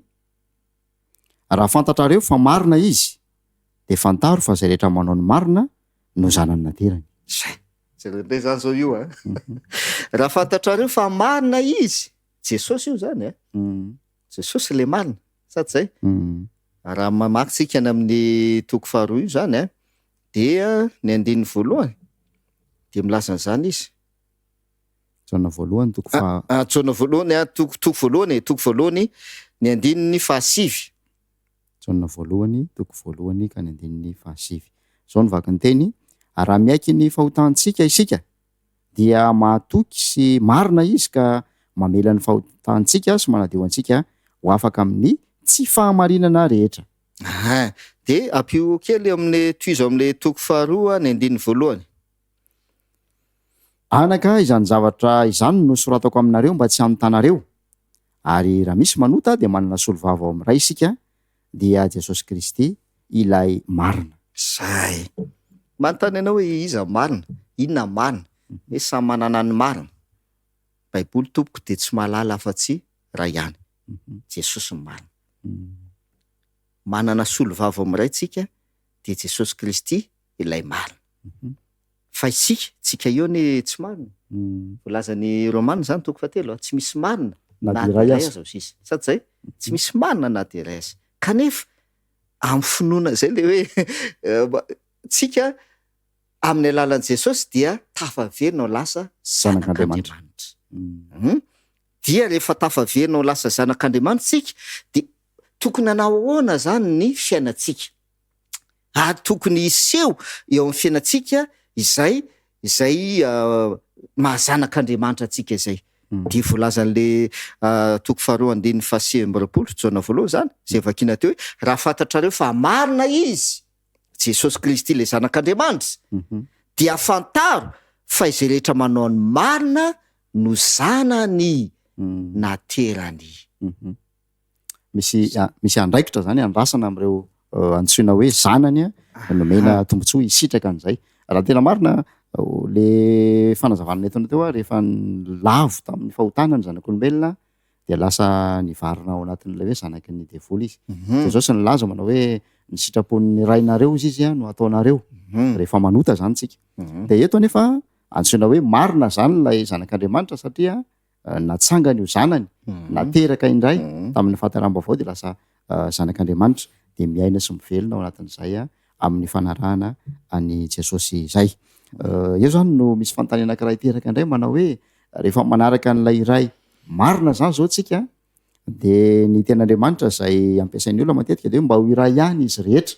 Inona ary no hahatonga an'ilay rehetra ho iray ao anatin'izay fanandramam-baovao izay manaraka an'ilay iray izay marina ihany koa nampianarantsika teo tsy iza fa Jesosy izany. Inona no arofanina mba tsy eo amin'ny alalana tefitefy maika na marimaritra iraisana no ahiray an'ilay manaraka an'ilay marina fa inona no arofanina, inona no tondrozotra hitarika ny tsiraray avy eo amin'ny iray marina io tompoko. Ivelena kely aloha zany le hoe zanak'Andriamanitra ivelena kely fotsiny le izy hoe zay anazava tsara mihitsy le hoe tsy mitombona no hoe miantso an'Andriamanitra ho ray ianao zany ekena ho zanany kanefa tsy miseho tsy tena amin'ny fiainanao le hoe mahazanak'Andriamanitra anao fa hoe samy Andriamanitra ray ny ivavahana dia samy manao ny fiainany. Ohatra zany tsika sy ianao zany za mino an Jesosy ianao mino an Jesosy za mivavaka hoe rainay izay ny an-danitra ianao koa mivavaka hoe rainay izay ny an-danitra tsika zany mpiombo-ndray amin'i Jesosy koa dia niantso ny hoe ray eo fonisy tetỳ tany sady zay le vakintsika mijaona toko faharoapolo dia hoe tsy mitombona zany le hoe samy manana ny fiainany. Ny antony amaky toko sy andiny vitsivitsy tsika ao amin'ny Efesiana ao mba vakintsika kely ny ten'Andriamanitra Efesiana toko faharoa no vakintsika dia vakintsika ny andininy faharoa sy ny fahatelo. Efesiana toko faharoa ka ny andininy faharoa sy ny andininy fahatelo. Efesiana toko faharoa ny andininy faharoa sy ny andininy fahatelo. Izay nalehanareo fahiny araka ny fomba n'izao tontolo izao araka ny mpanapaka ny fanjakana eny amin'ny rivotra dia ny fanahy izay miasa ankehitriny ao anatin'ny zanaky ny tsy fanarahana. Teo amin'ireo no nitondrantsika rehetra tena koa fahiny tamin'ny filan'ny nofontsika ka nanaovantsika ny daniny nofo sy ny saina ary araka ny toetsika dia zanaky ny fahatezerana toy ny sasany koa isika. Jereo tsara vakintsara le ten'Andriamanitra eto eto zany zao misy zanaka hafa indray sady zay zanaky ny fahatezerana zanaky ny fahatezerana zanaky ny tsy fanarahana sady zay le izy dia ohatrohatra nahoana le fiainan'leo zanaky ny tsy fanarahana sy ny zanaky ny fahatezerana dia ozy izy izay nalehanareo fahiny jereo tsara fahiny zay matao anay teny hoe tsika ne zanak'Andriamanitra tany am-piandohany nanomboka tamin'ny Adama zany fa noho ny fahotana dia lasa zanaky ny devoly dia nanomboka hatreo nitafiditra teto amin'izao tontolo izao ny fahotana dia nahatratra ny olona rehetra ny fahotana sady zay nahatratra ny olona rehetra ny fahotana kanefa tonga Jesosy hanavitra atsika ny racheteo izy izy nanavitra atsika mba ho tafaverina ho tonga zanak'Andriamanitra ty atsika dia eto zany zao dia miteny ny apôstôly Paoly zany hoe fahiny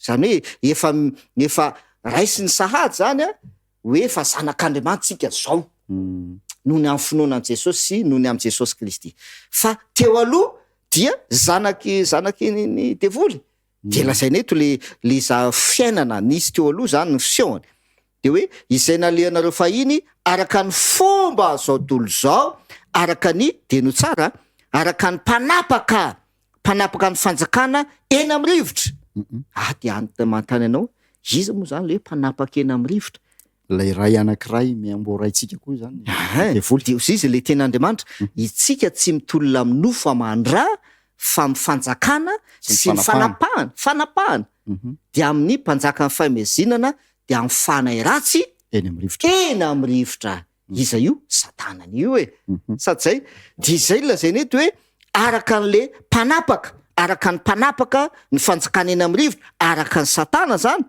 dia ny fanahy zay miasa akehitriny ao anatin'ny zanaky ny tsy fanarahana fanahy zay miasa akehitriny ao anatin'ny zanaky ny tsy fanarahana de voly io fanay ratsy eny amin'ny rivotra ka rehefa miasa ao anatin'le olona le fanahy manapaka eny amin'ny rivotra de lasa zanaky ny tsy fanarahana le olona zanaky ny fahaverezana izy de izay mahatonga le hoe zay tarihan'ny fanahin'Andriamanitra no zanak'Andriamanitra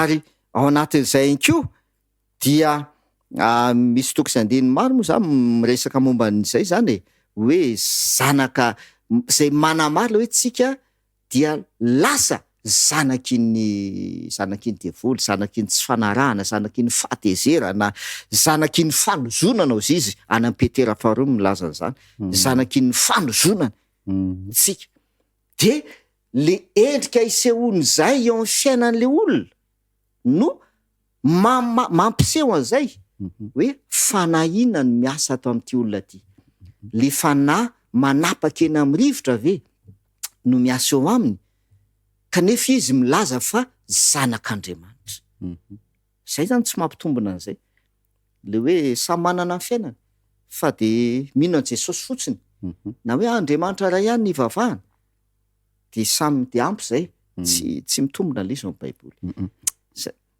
tena manaitra mihitsy le fiasan'le hery anankiroa zay atao hoe mifanandrina satria raha mitarika ny zanany ho amin'ny fankatoavana ho amin'ny fiadanana ho amin'ny mahazanak'Andriamanitra ny fanan'Andriamanitra mampatsiaro ny fahotana mampiaiky ny fahamarinana etsy an-daniny de misy fanahy anankiray ihany koa zay miasa mira zotra aminy manao asa zay mitarika ao amin'ny fahaverezana ho amin'ny tsy fanarahana ihany koa ho amin'ireo voalazan'ny Efesiana toko faharoa teo hoe daniny nofo sy ny saina sy ny maro hafa ihany koa ao anatin'izay ady zay atrehana izay zany rehefa nandray fanapa-kevitra ny olona anankiray iandany amin'Andriamanitra ka hiditra anatin'ilay hoe zanak'Andriamanitra inona ny tokony hamaritra ny fiainany inona no fomba ivelomany an'ilay fahasoavan'Andriamanitra sy ilay fifidianana azy ho zanaka zay nataon'Andriamanitra tamin'ny alalan'le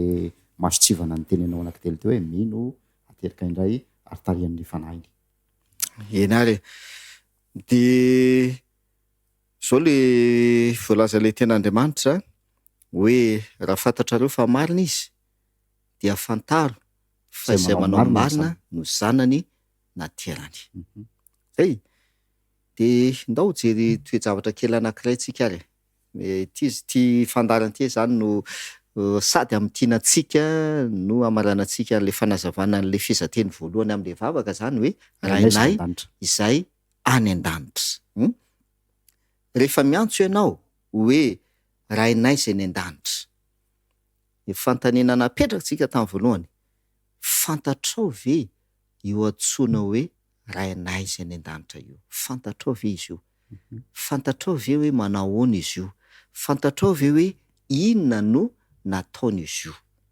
ka raha miantso ianao hoe rainay izay ny an-danitra dia misy fiatraikany eo aminao izay vavaka izay zany hoe manaiky azy ho ray zany ianao ny dikany ary raha manaiky azy ho ray ianao dia zay sitrapony no tokony ataonao ary ianao dia ekeny ho zanany anko amin'izay fotoan'izay ka raha ekeny ho zanany ianao dia tahaka an' Jesosy Kristy zay nekeny ho zanany de tahaka izay koa zany ianao zany ampiarahany sy eny ampiarahany amin'i Jesosy Kristy zay le hoe Piombona amin'i Jesosy Kristy tsika, mpiara-mandova amin'i Jesosy Kristy tsika. Romanina toko fahavalo milaza zay, ny 5:20 hoe tsika dia mpandova an'Andriamanitra ary mpiray lova amin'ny Jesosy Kristy. Aza adintsika zany. Sady ny ekena ho zanak'Andriamanitra sika no mpiray lova amin'i Jesosy Kristy. Mpiray lova amin'i Jesosy Kristy. Mpiombona amin'i Jesosy Kristy zany tsika ny tena marina. De ndao hijery zavatra kely tsika namana Dino amin'ity famitinana azy ity. Hoe manahoana marina ka io atsotsika hoe rainay zay ny an-danitra io. De raha miantso azy hoe raitsika, inona zany no fiatraikan'izay eo amin'ny fiainantsika. Any amin'ny Genesisy no andeha jerevantsika. Genesisy toko 2 ny 1 ka hatramin'ny 7. Ao no voalaza ny ten'Andriamanitra. Genesisy toko 2 ny 1 hatramin'ny 7. Genesisy toko 2 ny 1 hatramin'ny 7. Dia vita ny lanitra sy ny tany sy zay rehetra ao aminy. Ary tamin'ny andro 7 dia vita n'Andriamanitra ny asa efa nataony. Ary dia nitsara tamin'ny andro 7 izy tamin'ny asany rehetra izay efa nataony. Ary Andriamanitra ny tany andro 7 sy nanamasina azy satria tamin'izany ny tsara an'Andriamanitra tamin'ny asany rehetra izay noforoniny tamin'ny nanaovany azy. Aike zany io raitsika io dia voalaza eto. Vita ozy izy ny asa izay nataony. Voalohany indrindra aloha zany namorona an'izao rehetra zao ke izy io. Izy no Andriamanitra pahary. Ka raha miantso azy ianao hoe rainay zay ny an-danitra dia aza adino zany fa Andriamanitra pahary izy. De izy le Andriamanitra pahary an'izao rehetra zao dia voalaza eto hoe 2 dia vita n'Andriamanitra ny asa efa nataony dia nitsatra izy tamin'ny andro 7 tamin'ny asany rehetra izay efa nataony. Ohatrany hafahafa be le toe-javatra amin'izao namana Dino sy zavatra iainantsika zany amin'izao andro iainantsika zao. Zay mahatonga teny hoe io vavaka io ny tena fivavahana marina. Aike zany fanamafisana sy fanekenao an'Andriamanitra ho pahary ny lanitra sy ny tany ke zany io vavaka nampianarin'i Jesosy io. Rehefa manao io vavaka io dia manaiky fa Andriamanitra izy namorona zao rehetra zao. Ka raha ikenao fa izy namorona zao rehetra zao dia ozy izy le voalazan'ny Genesisy, vita ny asa rehetra izay nataony dia nitsatra izy tamin'ny andro 7.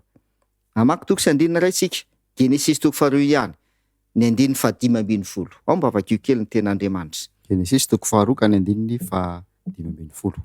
Zao ny vaky ny teny. Ary Jehovah Andriamanitra nitondra andra lehilahy ka namponina azy tao amin'ny sahedena hiasa sy hitandrina azy. Iza no voalaza eto Adama. Satsay nitondra andra lehilahy, Jehovah Andriamanitra nitondra andra lehilahy ka namponina azy tao amin'ny sahedena hiasa sy hitandrina azy.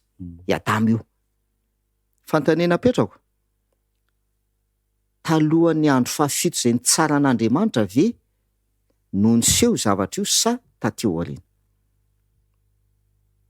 Le hoe nitondra andra lehilahy Jehovah Andriamanitra dia namponina azy tao amin'ny saha hiasa sy hitandrina ny saha. Talohan'le hoe vita n'Andriamanitra ny asa efa nataony dia nitsahatra izy. Talohan'izay ve io sa tao aoriana? Raha mifahazahoanao anazy. Tao aoriana. Tao aorianany. Zany hoe tao aorianany hoe vita n'Andriamanitra ve ny asa rehetra zany zay vao nentin'Andriamanitra i Adama dia nampiteriny tao amin'ny sahedena mba hiasa. Tao aorianan'le Andriamanitra nitsahatra ve io sa talohany Andriamanitra hoe nitsahatra tamin'ny andro 7? Talohany fa zay. Talohany. Tandreo misy fandrika kely. Talohany io. Talohany io. Ary eo amin'ny 15. Fantanena petrako. Efa teo ve eva sa tsy mbola teo?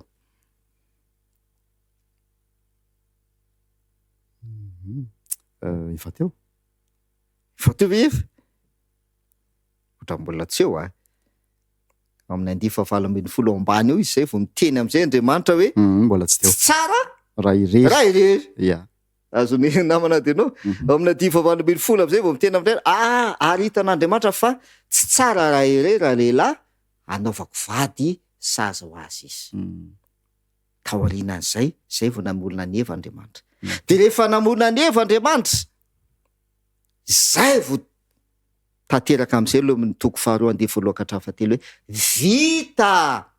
vitan'Andriamanitra ny asa rehetra zay efa nataony, efa vita Adama, efa vita Eva, ary efa nampitoeran'Andriamanitra atao amin'ny sa izy hiasa sy hitandrina ny sa sady zay hiasa sy hitandrina ny sa vita ny asa rehetra nataon'Andriamanitra Zay izy vao tsatra Andriamanitra tamin'ny andro fahafito. Ny zavatra mariako kely fotsiny namana dinao de zao i Adama de efa teo, i Eva efa teo, efa tao amin'ny sa zareo hiasa sy hitandrina fa voalaza eto tsy Adama sy Eva no nitsahatra tamin'ny andro fahafito fa Andriamanitra no nitsahatra tamin'ny andro fahafito.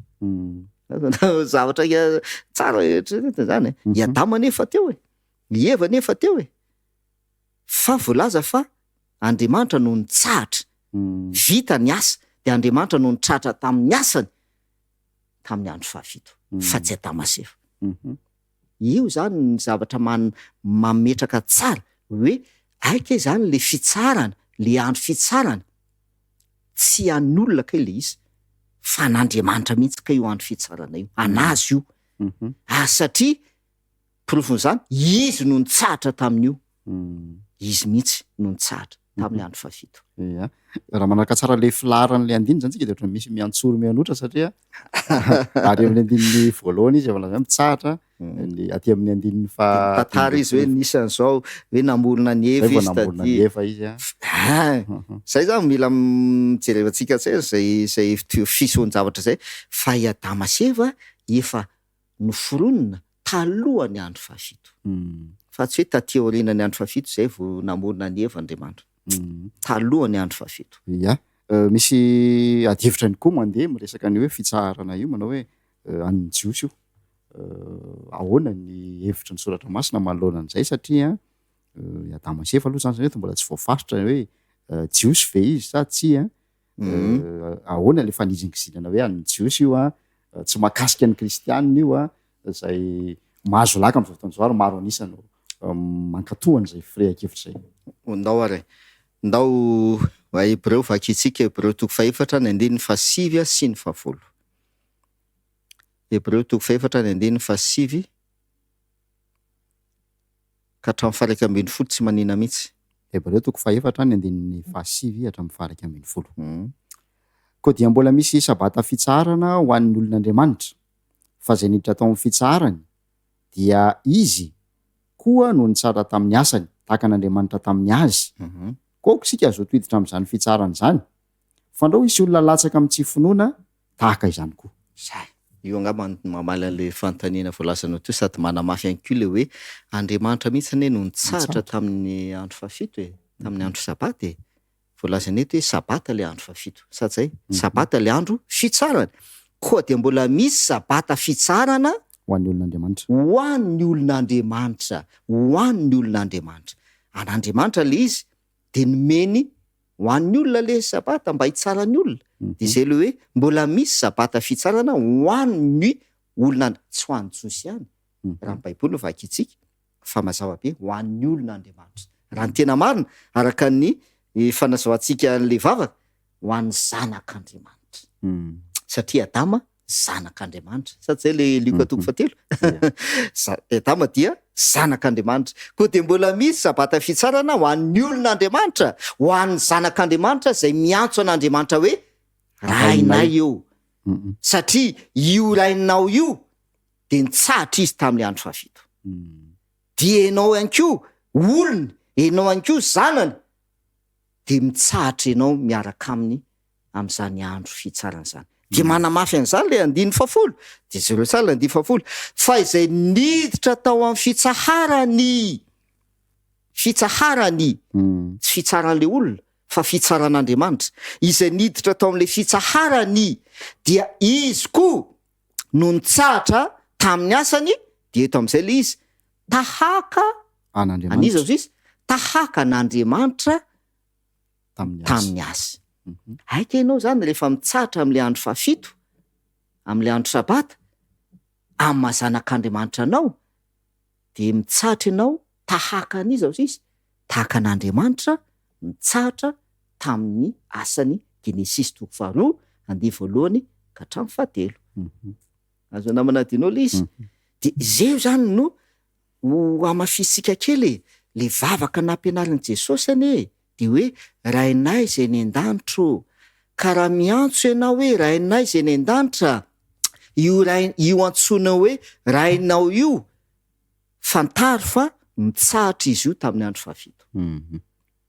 Ka raha miantso azy hoe ray ianao, inona no tokony ataonao? Antsoina koa ianao hitsahatra. Zay, ianao koa zany antsoina hitsahatra amin'ny andro fahafito satria zanak'Andriamanitra ianao, zanany ianao. Asika le tsisy resaka fiangonana zany namanadinao tsisy resaka araka an'le tenenao hoe ho an'ny jiosy ny fitsarany sabata, tsisy idira mihitsy zany. Fa mazava be io Hébreu 4:4 de ny amarana anazy de zao 2:1 sady fampitandremana. De ozy izy koa aoka isika hazoto hiditra am'zany fitsarany izany. Azoto hiditra am'zany fitsarany izany fa ndrao mampitandrina izy, isy olona latsaka amin'inona ozy izy? Tsy finoana. Eo tsara aika zany mahatonga ny olona tsy hiditra am'le fitsarana, tsy finoana. De noho ny tsy finoana, tsy mino izy. Tsy mino an'izy, tsy mino an'Andriamanitra. Tsy mino an'Andriamanitra le namorona an'izao rehetra zao, tsy inona. Azonao tsara am'zay le izy. Tsy mino an'Andriamanitra izy hoe Andriamanitra ne namorona an'izao rehetra zao ka rehefa namorona an'izao rehetra zao Andriamanitra, rehefa vita ny famoronana de nitsahatra ny tamin'ny andro fahafito Andriamanitra. De tsy mino izy. De ny olona tafalatsaka amin'ny tsy finoana no tsy miditra am'le fitsarana. De mampitandrina ny Baiboly aoka zoto hiditra am'zany fitsaran'zany, latsaka amin'ny tsy finoana ihany koa. Tsy vitany hoe tsy mino an'Andriamanitra ihany, fa tsy mino an' Jesosy ihany koa. Ahoana le hoe tsy mino an' Jesosy? De Jesosy de miteny mihitsy hoe izay mino ahy ny asa ataoko no ataony koa. De ndao majerevantsika kely ary Lioka 4:4-9. Ao mba avakio kely ny ten'Andriamanitra. Lioka 4:4-9. Zao ny vaka ny teny dia tonga tao Nazareta zay nabe azy izy, ary araka ny fanaony dia niditra tao amin'ny sinagoga tamin'ny andro sabata izy ka nitsangana hamaky teny. Voalaza eto Jesosy rehefa tonga tety ambony tany, Jesosy ilay zanak'Andriamanitra. De ozy izy araka ny fanaony niditra tao amin'ny sinagoga tamin'ny andro sabata izy ka nitsangana hamaky teny. Jesosy rehefa tonga tety ambony tany de nitsahatra ihany koa, tahaka an'Andriamanitra rainy.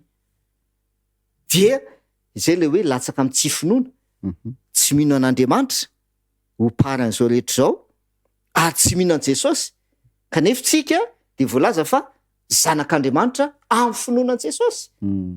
De ianao nefa milaza fa mino an' Jesosy, kanefa tsy mitsahatra amin'ny andro sabata, tsy mitsahatra amin'ny andro fahafito. De izay le hoe latsaka amin'ny tsy finoana ianao am'izay fotoana izay. Dia zay zany ny fototra ray lehibe zay nandanitsika fotoana misimisy momba ny fehezanteny voalohany am'le vavaka iny hoe rainay izay ny an-danitra. Io ny fototra iny, ino ny fototra iny? Rainay izay ny an-danitra.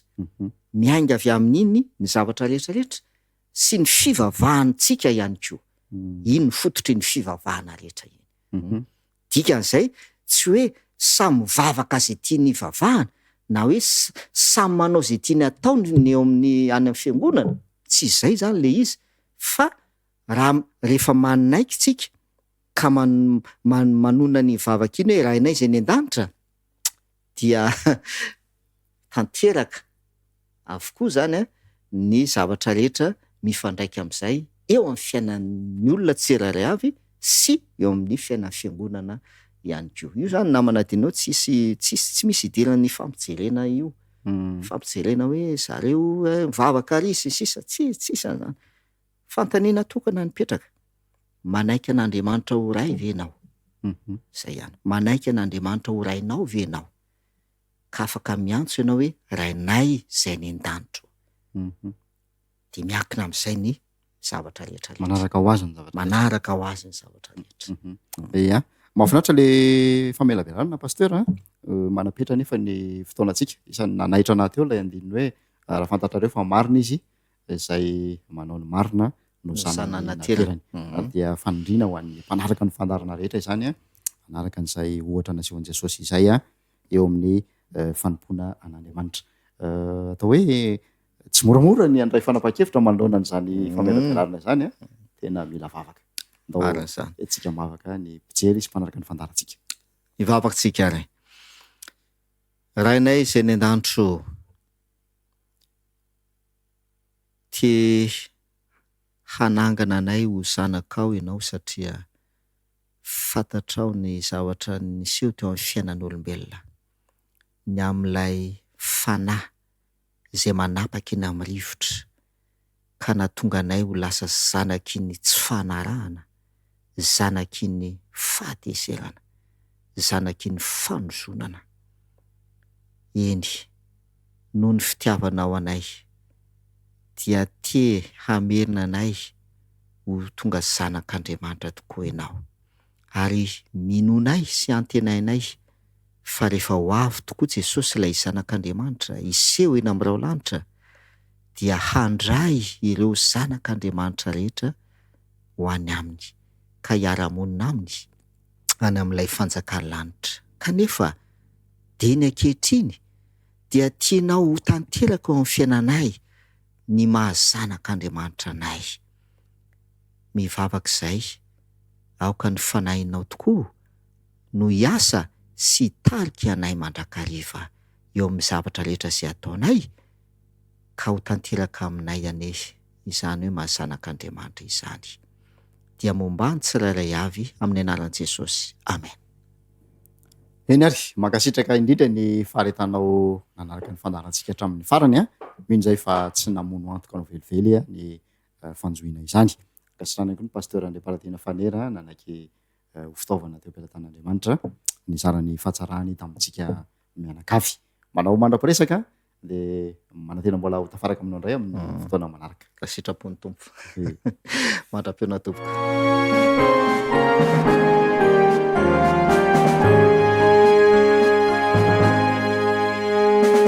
We have this hope that burns within our hearts, hope in the coming of the Lord.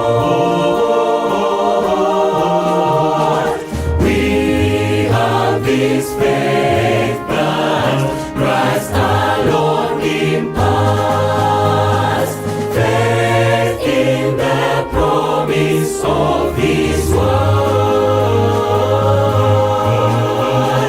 We believe the time is here when the nations far and near shall awake and shout and sing, Hallelujah, Christ is here.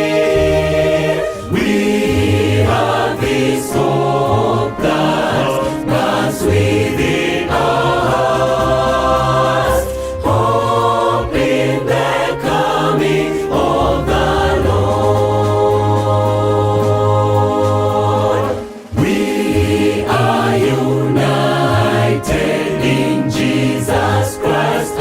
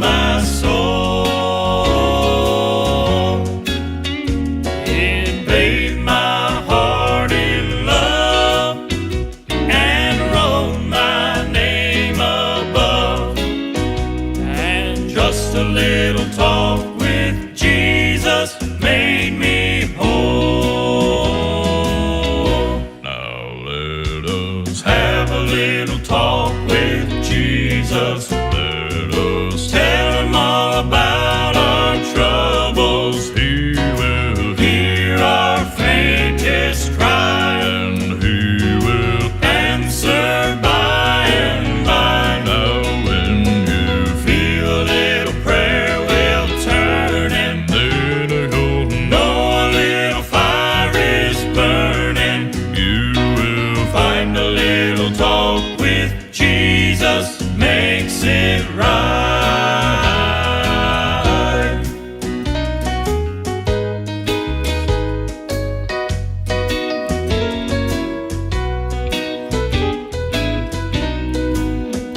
I may have doubts and fears, my eyes be filled with tears, but Jesus is a friend who watches day and night.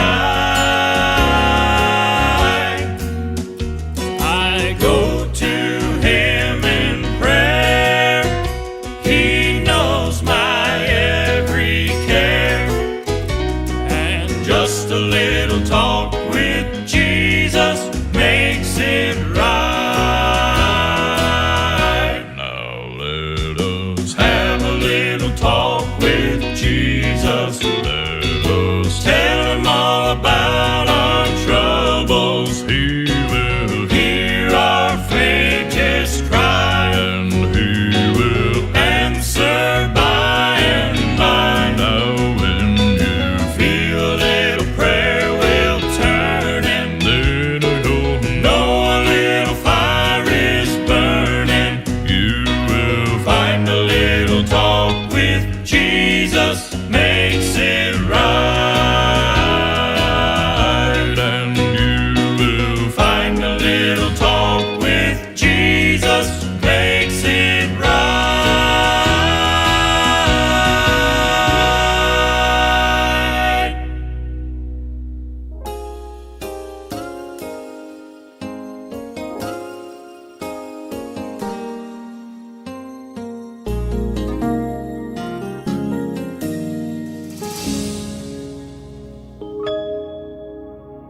Mes yeux se noient dans les larmes, voici mon cœur te réclame.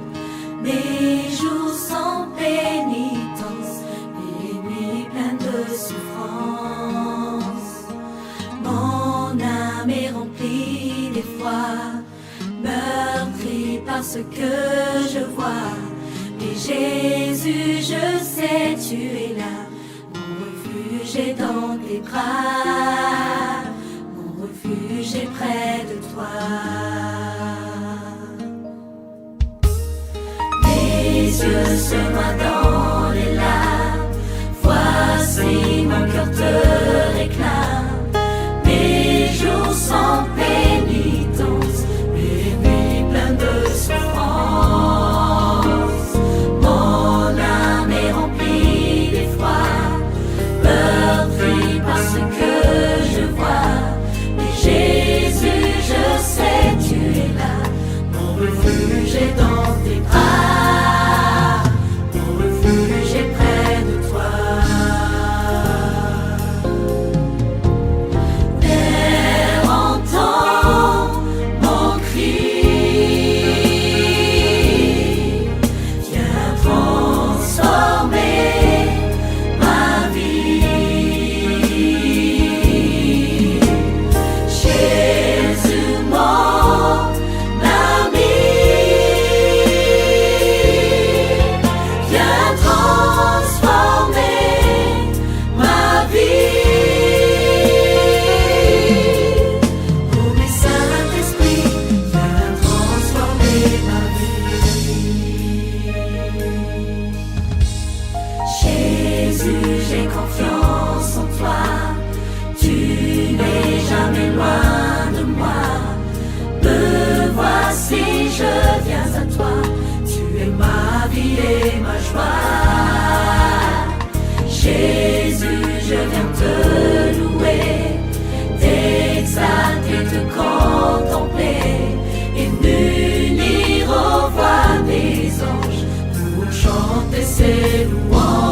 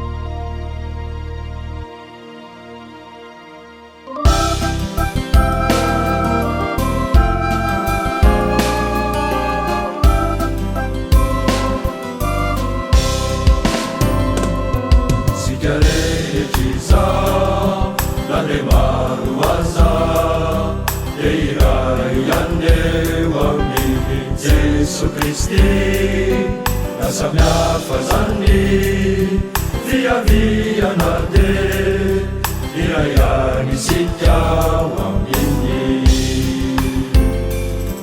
sika rehetry izao na de maro aza de iray aneo amin'ny Jesu Kristy na samihafa zany fiaviana de iray any sika aminy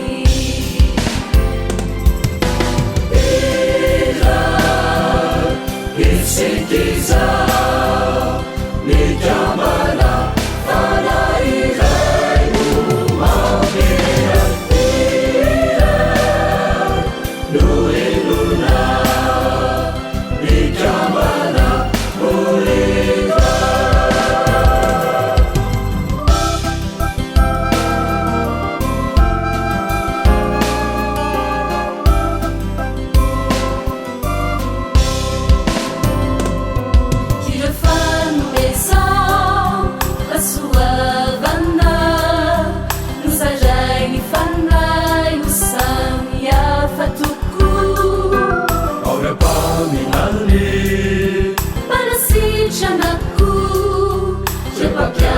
Jacy twisaina ila isikiza nikamana fana iray umamea ila nuiluna nikamana mulina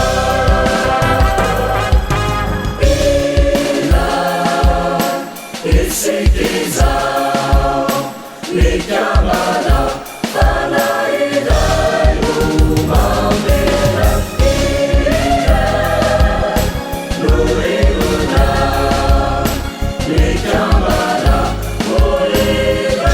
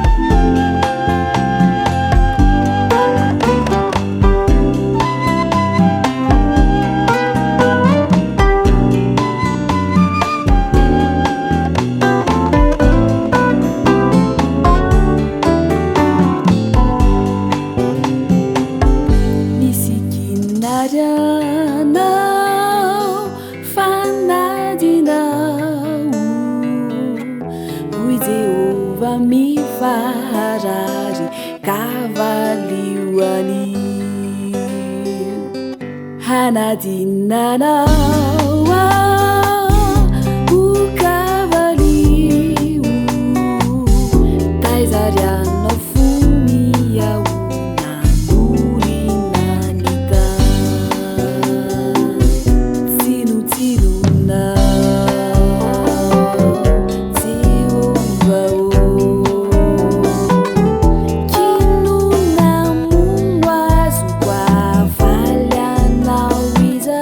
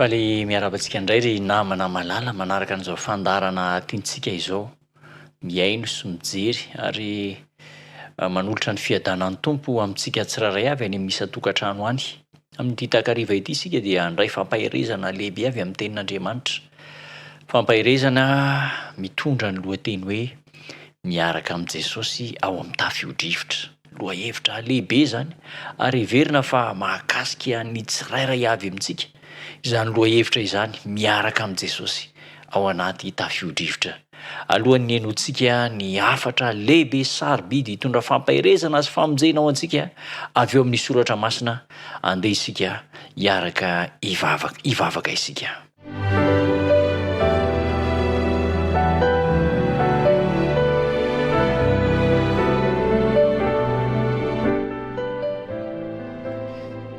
Tompo tsara indrindra ny an-danitro ray be fitiavana ianao ray be famindrampo ray nahary tongotra aman-tanana anay ary ray mpamonjy anay misotra noho ny tombontsoa maro isan-karazana izay natolotra ao sy nomenao maimaim-pona tamin'ny alalan'ireo fampahirezana ny fiderana maro isan-karazana tany am-piangonana tany amin'ny toerana maro izay niderananao horaisina ireny mba hampitombo ny finoana hiatrehina no avy eo ampiandrasana ny fiverenanao ankehitriny anefa mbola hiteny indray ianao ka hilaza toky sy fanantenana ary famonjenao anay amin'ny alalan'ny teninao amin'ny soratra masina indreto voninky aino voninky jery ary andray ampohan'izany hafatra izany ka ho tonga fanantenana ao anay ny hafatra izay ampitainao amin'ity takariva ity tononoko ny vavaka noho ny anaran'i Jesosy Kristy Tompo amen.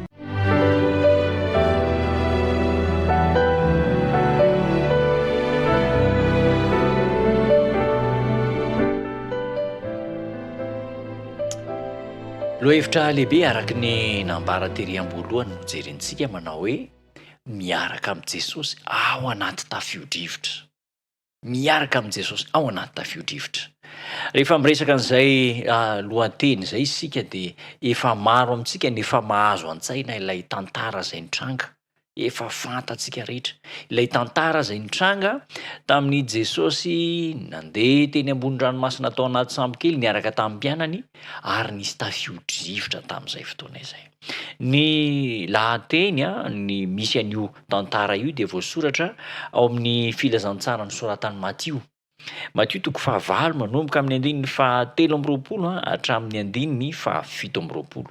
Matio toko 9 manomboka amin'ny andininy 7 hatramin'ny 7. Andeha hovakintsika hatramin'ny voalohany ka hatramin'ny farany io Matio toko 9 andininy 13 hatramin'ny 17 io dia rehefa avy eo isika andray tsoakevitra maromaro mba ahafahana mampiatra izay zava-boalaza eo amin'ny fiainantsika andavanandro. Andeha hovakintsika ary ny andalanteny. Ny lohateny dia manao hoe ny nampitsaran'i Jesosy ny tafio-drivotra. Ary noho ny niondrana atsambo kely izy dia nanaraka azy ny mpianany. Ary indro nisy tafio-drivotra mafy tonga tamin'ny ranomasina ka dia efa nila ho voasafotry ny alon-drano ny sambo kely fa izy natory. Ary nanatona izy ireo dia namoha azy ka nanao hoe tompoko vonjeo fa maty izahay. Ary hoy izy taminy nahoana no sarotahotra ianareo ry kely finoana? Dia nitsangana izy ka noteneniny mafy ny rivotra sy ny ranomasina dia tonga tony tsara ny andro. Ary talanjona ny olona ka nanao hoe lehilahy manao ahoana re io fa ny rivotra sy ny ranomasina aza dia manaiky azy. Izay ilay fandehan'ilay tantara. Raha jerena ny tontolo-kevitra nisy asa be dia be, asa maro, fitorinteny, asa fanasitranana be dia be nataon'i Jesosy talohan'io toe-javatra io. Ka ny tanjon'i Jesosy dia izao niondrana atsambo kely hisitaka kely amin'ny vahoaka aloha satria reraka mafy izy, reraka dia nila naka aina kely hiala amin'ireo rotoroton'ny toe-javatra izay mitranga eo amin'ny fiarahamonina. Reraka mafy Jesosy. Dia rehefa reraka dia niondrana tao amin'ny sambo izy ary ny zavatra voamarika io dia izao rehefa nandeha Jesosy mba nanaraka azy koa ny mpianatra. ny mpianatra dia nanaraka an' Jesosy. Any am'izay lalana nalehan'i Jesosy no nandehanan'ny mpianatra dia nanaraka azy koa ny mpianatra. Ny zavatra tsara ho marina dia izao, ny asan'i Jesosy tetỳ ambonin'ny tany. Ny asan'i Jesosy tetỳ ambonin'ny tany dia manana zavatra roa lehibe. Ny tena antondihany dia anankiroa zany. Ny voalohany dia izao, mitory ny filazantsara. Mampafantatra ny olona ny amin'ny famonjena, ny fiainana mandrakizay, ny taona olona ho amin'ny famonjena, zay zany tena asan'i Jesosy. Ary ny faharoa dia izao, manofana misionera handimby azy. Reo anankiroa goavana ireo zany no tena antondian'i Kristy tetỳ ambony tany. Averina kely, ny voalohany dia mitory ny filazantsara, ny asa famonjem-panahy, hitona ny olona ho any avy any amin'ny fahaverezana ho any amin'ny fiainana mandrakizay. Asa mpamonjena. Ary ny faharoa dia manofana mpianatra mba handimby ny asan'i Jesosy Kristy. Ny zavatra voamarika anefa eto dia izao, reraka Jesosy, natory tao anaty sambo kely izy, renoka izy satria niasa mafy. Ireo anton-javatra ireo dia manam-pirofo fa tena niaina tamin'ny maha olombelona tokoa Jesosy. Tena olombelona mihitsy izy, niatra taminy avokoa ireo toe-javatra izay miatra amin'ny olombelona. So ny voasoratra ao amin'ny Hebreo 2. Andeha jerentsika ao amin'ny bokin'ny Hebreo 2, manomboka amin'ny 14 ka hatramin'ny 19. Hebreo 2, 14 ka hatramin'ny 19. Vakina amin'ny anaran'i Jesosy. Koa satria manana nofamandrany zaza, dia mba hanandray izany koa izy, mba handringanany amin'ny fahafatesana ilay manana ny herin'ny fahafatesana dia ny devoly. Ary mba hanafany izay rehetra nandany ny fiainany rehetra tamin'ny fanondevozana no nitahotra ny fahafatesana. Fa hita marina fa tsy anjely no novonjeny, fa ny taranaka Abrahama no novonjeny. Io andininy io zany dia milaza amintsika fa fony Jesosy Kristy teto ambonin'ny tany dia nitafy ny maha olombelona izy, nanana toe-batana mitovy amin'ny olombelona, mety sasatra, mety reraka, mety anjadin'ny torimaso ihany koa dia mety matory. Ary dia izay toetra maha olombelona an' Jesosy izay no notafiny fony izy tetỳ ambonin'ny tany. Mbola manamafy an'izany ny voasoratra ao amin'ny filazantsarany Jaona 1. Filazantsarany Jaona 1, andininy 4. Jaona 1, andininy 4. Zao nambarany tenin'Andriamanitra. Ary ny teny dia tonga nofoka nonona tamintsika, ary hitanay ny voninahiny dia voninahitra miendrika ho an'ilay tokana avy tamin'iray, sady feno fahasoavana sy fahamarinana. Ny teny dia tonga nofo ka nonona tamintsika. Tonga nofo Jesosy ka lasa niaraka tamintsika. Niaraka tamin'ny olombelona izy. Io zany manam-pirofo fa amin'ity toe-javatra mitranga iray ity dia tena olombelona nofo amandrà Jesosy Kristy. Misy mantsy milaza manao hoe no maha-Andriamanitra azy dia navita an'ireny fahagagana ireny izy. Tena nanana nofo amandrà Jesosy Kristy. Ary io toetra nanofo amandrà io no nahazo azy tamin'izy nipita ny ranomasina, nitaingina ny sambo. Reraka Jesosy dia natory. Tena nofo amandrà mihitsy izy. Ary dia tena nitafy ny maha olona mihitsy io Jesosy Kristy io. Rehefa natory izy dia nisy toe-javatra nitranga tampoka. Indro nisy tafio-drivotra mafy tamin'ny ranomasina. Tafio-drivotra mafy tonga tamin'ny ranomasina. 4:20 amin'ny Matthieu 5 zany. Ka efa nila ho voasavotry ny alon-drano ny sambo kely fa izy natory.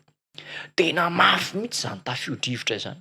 Ary tena efa saika rendrika ny sambo kely fa izao Jesosy natory.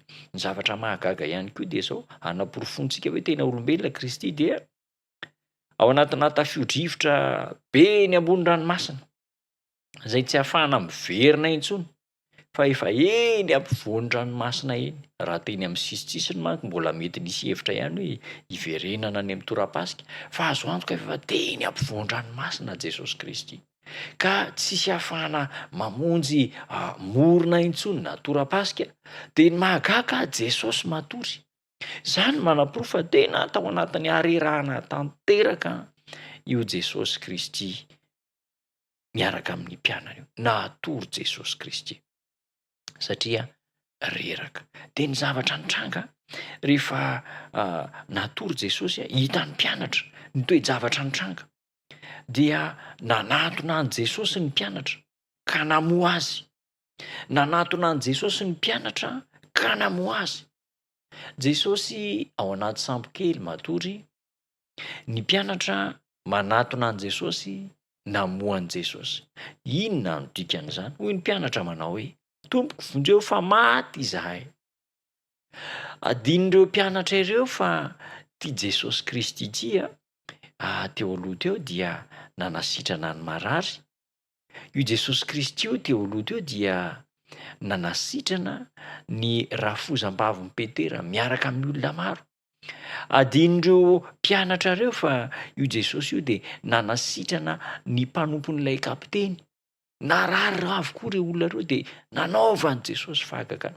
Dia adin'izy ireo fa miaraka amin'izy ireo Jesosy. Ry namana malala, misy lesona goavana ho raisintsika amin'izany toe-javatra izany.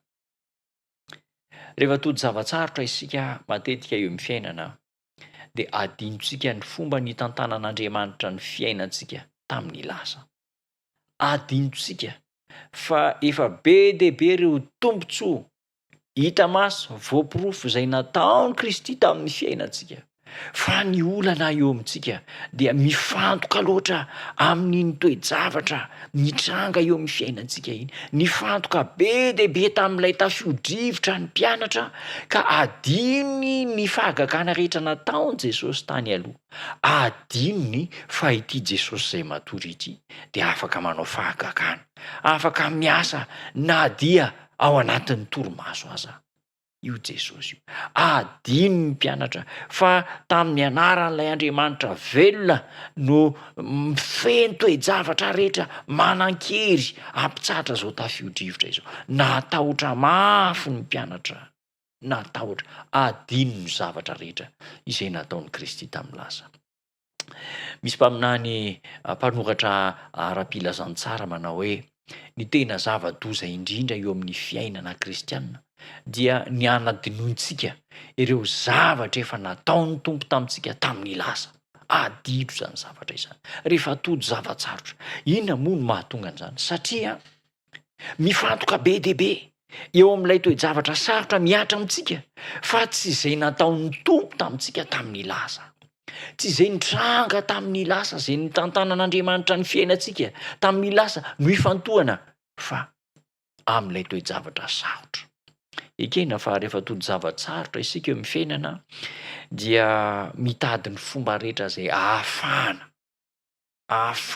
amin'iny toe-javatra sarotra iny. Ivoahana amin'io toe-javatra sarotra, fitsapana mamay izay miatra amintsika eo. Tena manao ny fomba rehetra hitediavana vahaolana mba hialana amin'izany olana izany isika. Tsy tokony ho adino fa ao Jesosy. Ao Jesosy. Afaka manao fahagagana. Dia rehefa nanantona an Jesosy ireo mpianatra ireo dia nitady famonjena. Vonjeo fa maty zay, vonjeo mitady famonjena ny mpianatra. Ny zavatra nafinaritra aloha dia izao, ny antoraka tany amin'i Jesosy izy ireo, ny vahaolana niraisina dia izao, nakany amin'i Jesosy nitady famonjena tamin'i Jesosy Kristy ireo mpianatra ireo. Tsy hain' Jesosy ve ny namonjy azy? Na dia tao anatin'ny torimaso aza Jesosy na dia tao anatin'ny toromaso sy ny harerahana aza dia tsy hainy izy ireo no namoan' Jesosy. Efa sehatra toe-javatra tahaka izany isika matetika. Misy namana miara-miasa amintsika dia tena fa reraka sasa-da asa mafy kanefa misy olana mitranga dia ohatrany menamenatra hiteny amin'iny olona iny hoe mba hampio kely fa misy toe-javatra sasany zay misy toe-javatra manahirana zay miatra. Fa ireto mpianatra ireto dia nanatona an' Jesosy vonjeo fa maty izahay, nitady vaolana hialana amin'ny fahafatesana izy ireo. Adinon'izy ireo fa na sanatria miletika miaraka amin'ny sambo azy, miletika ny anaty ranomasina ary dia mahay ny zavatra rehetra io Jesosy io. Mitady famonjena, mitady ny tombontsoa manokana ho an'ny tenany ireto mpianatra ireto. Taitra Jesosy amin'ny 5:20 ary izy taminy, nahoana no sarotahotra ianareo ry kely finoana? Ny tahotra dia manambara ny fahakelezan'ny finoana, manoloana ny toe-javatra izay mitranga. Ny tahotra dia manambara ny fahakelezan'ny finoana, eny manambara mihitsy aza ny tsy fisian'ny finoana manoloana ny toe-javatra mitranga. Ny tahotra dia midika ihany koa ny hoe mety tsy hahavita zavatra eo amin'ny fiainana i Jesosy io. Matahotra, miferinaina manoloana ny olana izay mitranga. Nahoana no sarotahotra ianareo ry kely finoana? Nahoana no sarotahotra ianareo ry kely finoana? Dia nitsangana Jesosy no teneny mafy ny rivotra sy ny ranomasina dia tonga tony tsara ny andro. Alohan'ny anamboaran'Andriamanitra ny olana mitranga eo amin'ny fiainana, alohan'ny tenenan' Jesosy ny tafio-drivotra sy ny ranomasina, ny mpianatra aloha ny tenenina. Aiza ny finoanareo ry kely finoana? Aiza ny finoanareo? Nahoana ny matahotra ianareo? Ry namana malala lesona lehibe azo tsoahana amin'izany tantara izany dia izao. Manoloana ny toe-javatra mitranga eo amin'ny fiainantsika, manoloana ireo zavatra sarotra tsy fisim-bola, aretina maro tsy hita fanafana intsony. Aoka tsy atahotra. Ahoana ny fanehoana izany tsy matahotra izany? Manam-pinoana. Fa na dia hiletika aza ny sambo ao anaty sambo Jesosy Kristy, na dia tsy araky ny eritreretin'ny tena aza ny zavatra hitranga eo amin'ny fiainana, tsisy atahorana fa miaraka amin'ny Jesosy Kristy. Amin'ny toerana maro isan-karazany, amintsika miteny izao angamba, mety misy fahoriana, fianakaviana ao anaty fahoriana, ao anaty tebiteby, ao anaty olana goavana, mety ranomaso, aza matahotra. Fa ao anaty sambo kely Jesosy, miaraka aminao ao anaty sambo kely Jesosy, miaraka amintsika ao anaty sambo kely Jesosy. Ampiakariny finoana fa tsy misy zavatra izay tsy hainy Kristy, tsy hainy Jesosy amboarina. Mety miatra aminao ny toe-javatra sarotra, mety fahoriana, aza matahotra fa ao anaty sambo kely Jesosy. Ary rehefa avy eo dia noteneniny Jesosy ny rivotra sy ny ranomasina dia tonga tony tsara ny andro. Nampiakariny Jesosy ny finoana, namboariny toe-javatra rehetra dia tonga tony tsara ny andro. Lasa ny lamina ny fiainana, lasa ny rindra ny toe-javatra. Misy fomba fiteny vazaha frantsay izy io, nalaintsika malagasy tahaka koa ny amin'ny hoe ao ambadiky ny rahona mainty dia misy masoandro mibaliaka. Ao ambadiky ny rahona mainty dia misy masoandro mibaliaka. Rehefa nataon'i Jesosy tonga tsara ny andro dia gaga ny olona manao hoe lehilahy manahoana ry io? Fa ny rivotra sy ny ranomasina aza dia manaiky azy. Ny fahagagana izay nitranga dia fahefana madio mangarangarana izay nataon'i Jesosy Kristy. Ekena fa ny mpianatra no nanaitra an'i Jesosy Kristy, ka ny dera sy ny laza sy ny saotra dia tsy ny antefa tany amin'ireo mpianatra izay nanaraka azy, fa ny antefa tany amin'ny Jesosy Kristy. Talanjona ny olona ka nanao hoe lehilahy manahoana loatra io, fa ny rivotra sy ny ranomasina aza dia manaiky azy. Inona moa no tiana atongavana amin'izany? amin'ireo fahagagana rehetra sy toe-javatra mitranga eo amin'ny fiainantsika, na mora na sarotra, na ny fanaraka tamin'ny sitrapontsika na tsy ny fanaraka tamin'ny sitrapontsika, ny valiny izay nomen'Andriamanitra ny tokony ho hitranga dia izao: ho gaga ny olona satria mahay zavatra Jesosy. Amin'ny fijoroana vavolombelona ataontsika, amin'ny faharetantsika mijoro, na dia mafy aza ny zavatra hatrehany, ny fahoriana lalovana, dia izao hisandratra ny anaran'i Jesosy Kristy amin'ireny toe-javatra rehetra ireny. Miaraka amin'i Jesosy ao anaty tafio-drivotra. Eo amin'ny tafio-drivotry ny fiainantsika rahalahy sy anabavy malala. Tsy hoe tsy hitan'i Jesosy izy ireny, tsy hoe tsy fantany izy ireny, fantatry Jesosy. Fa voalohany indrindra dia hampiakatra ny finoana ao Andriamanitra, dia hahatonga ny finoana ho zava misy ny fanarahana an' Jesosy Kristy. Ary ny faharoa dia izao: ny hitondra vokatra tsara eo amin'ny fiainanao mba hanandratana an' Jesosy Kristy. Tsy hanandratana ny mpianatra fa hanandratana an' Jesosy Kristy. Miaraka amin'i Jesosy eo amin'ny tafio-drivotra, mandresy miaraka amin'i Kristy. Ho tafapaka aminao zany afatra sarobidy zany, ary ninninona toe-javatra sarotra lalovanao amin'ny fiainana, lalovako, lalovantsika eo amin'ny fiainana, aza matahotra fa eo mandrakariva io Jesosy io. Ny tompo hitantsika ampitoetra n'izany afatra izany ao am-potsika. Andeha hiaraka hivavaka isika.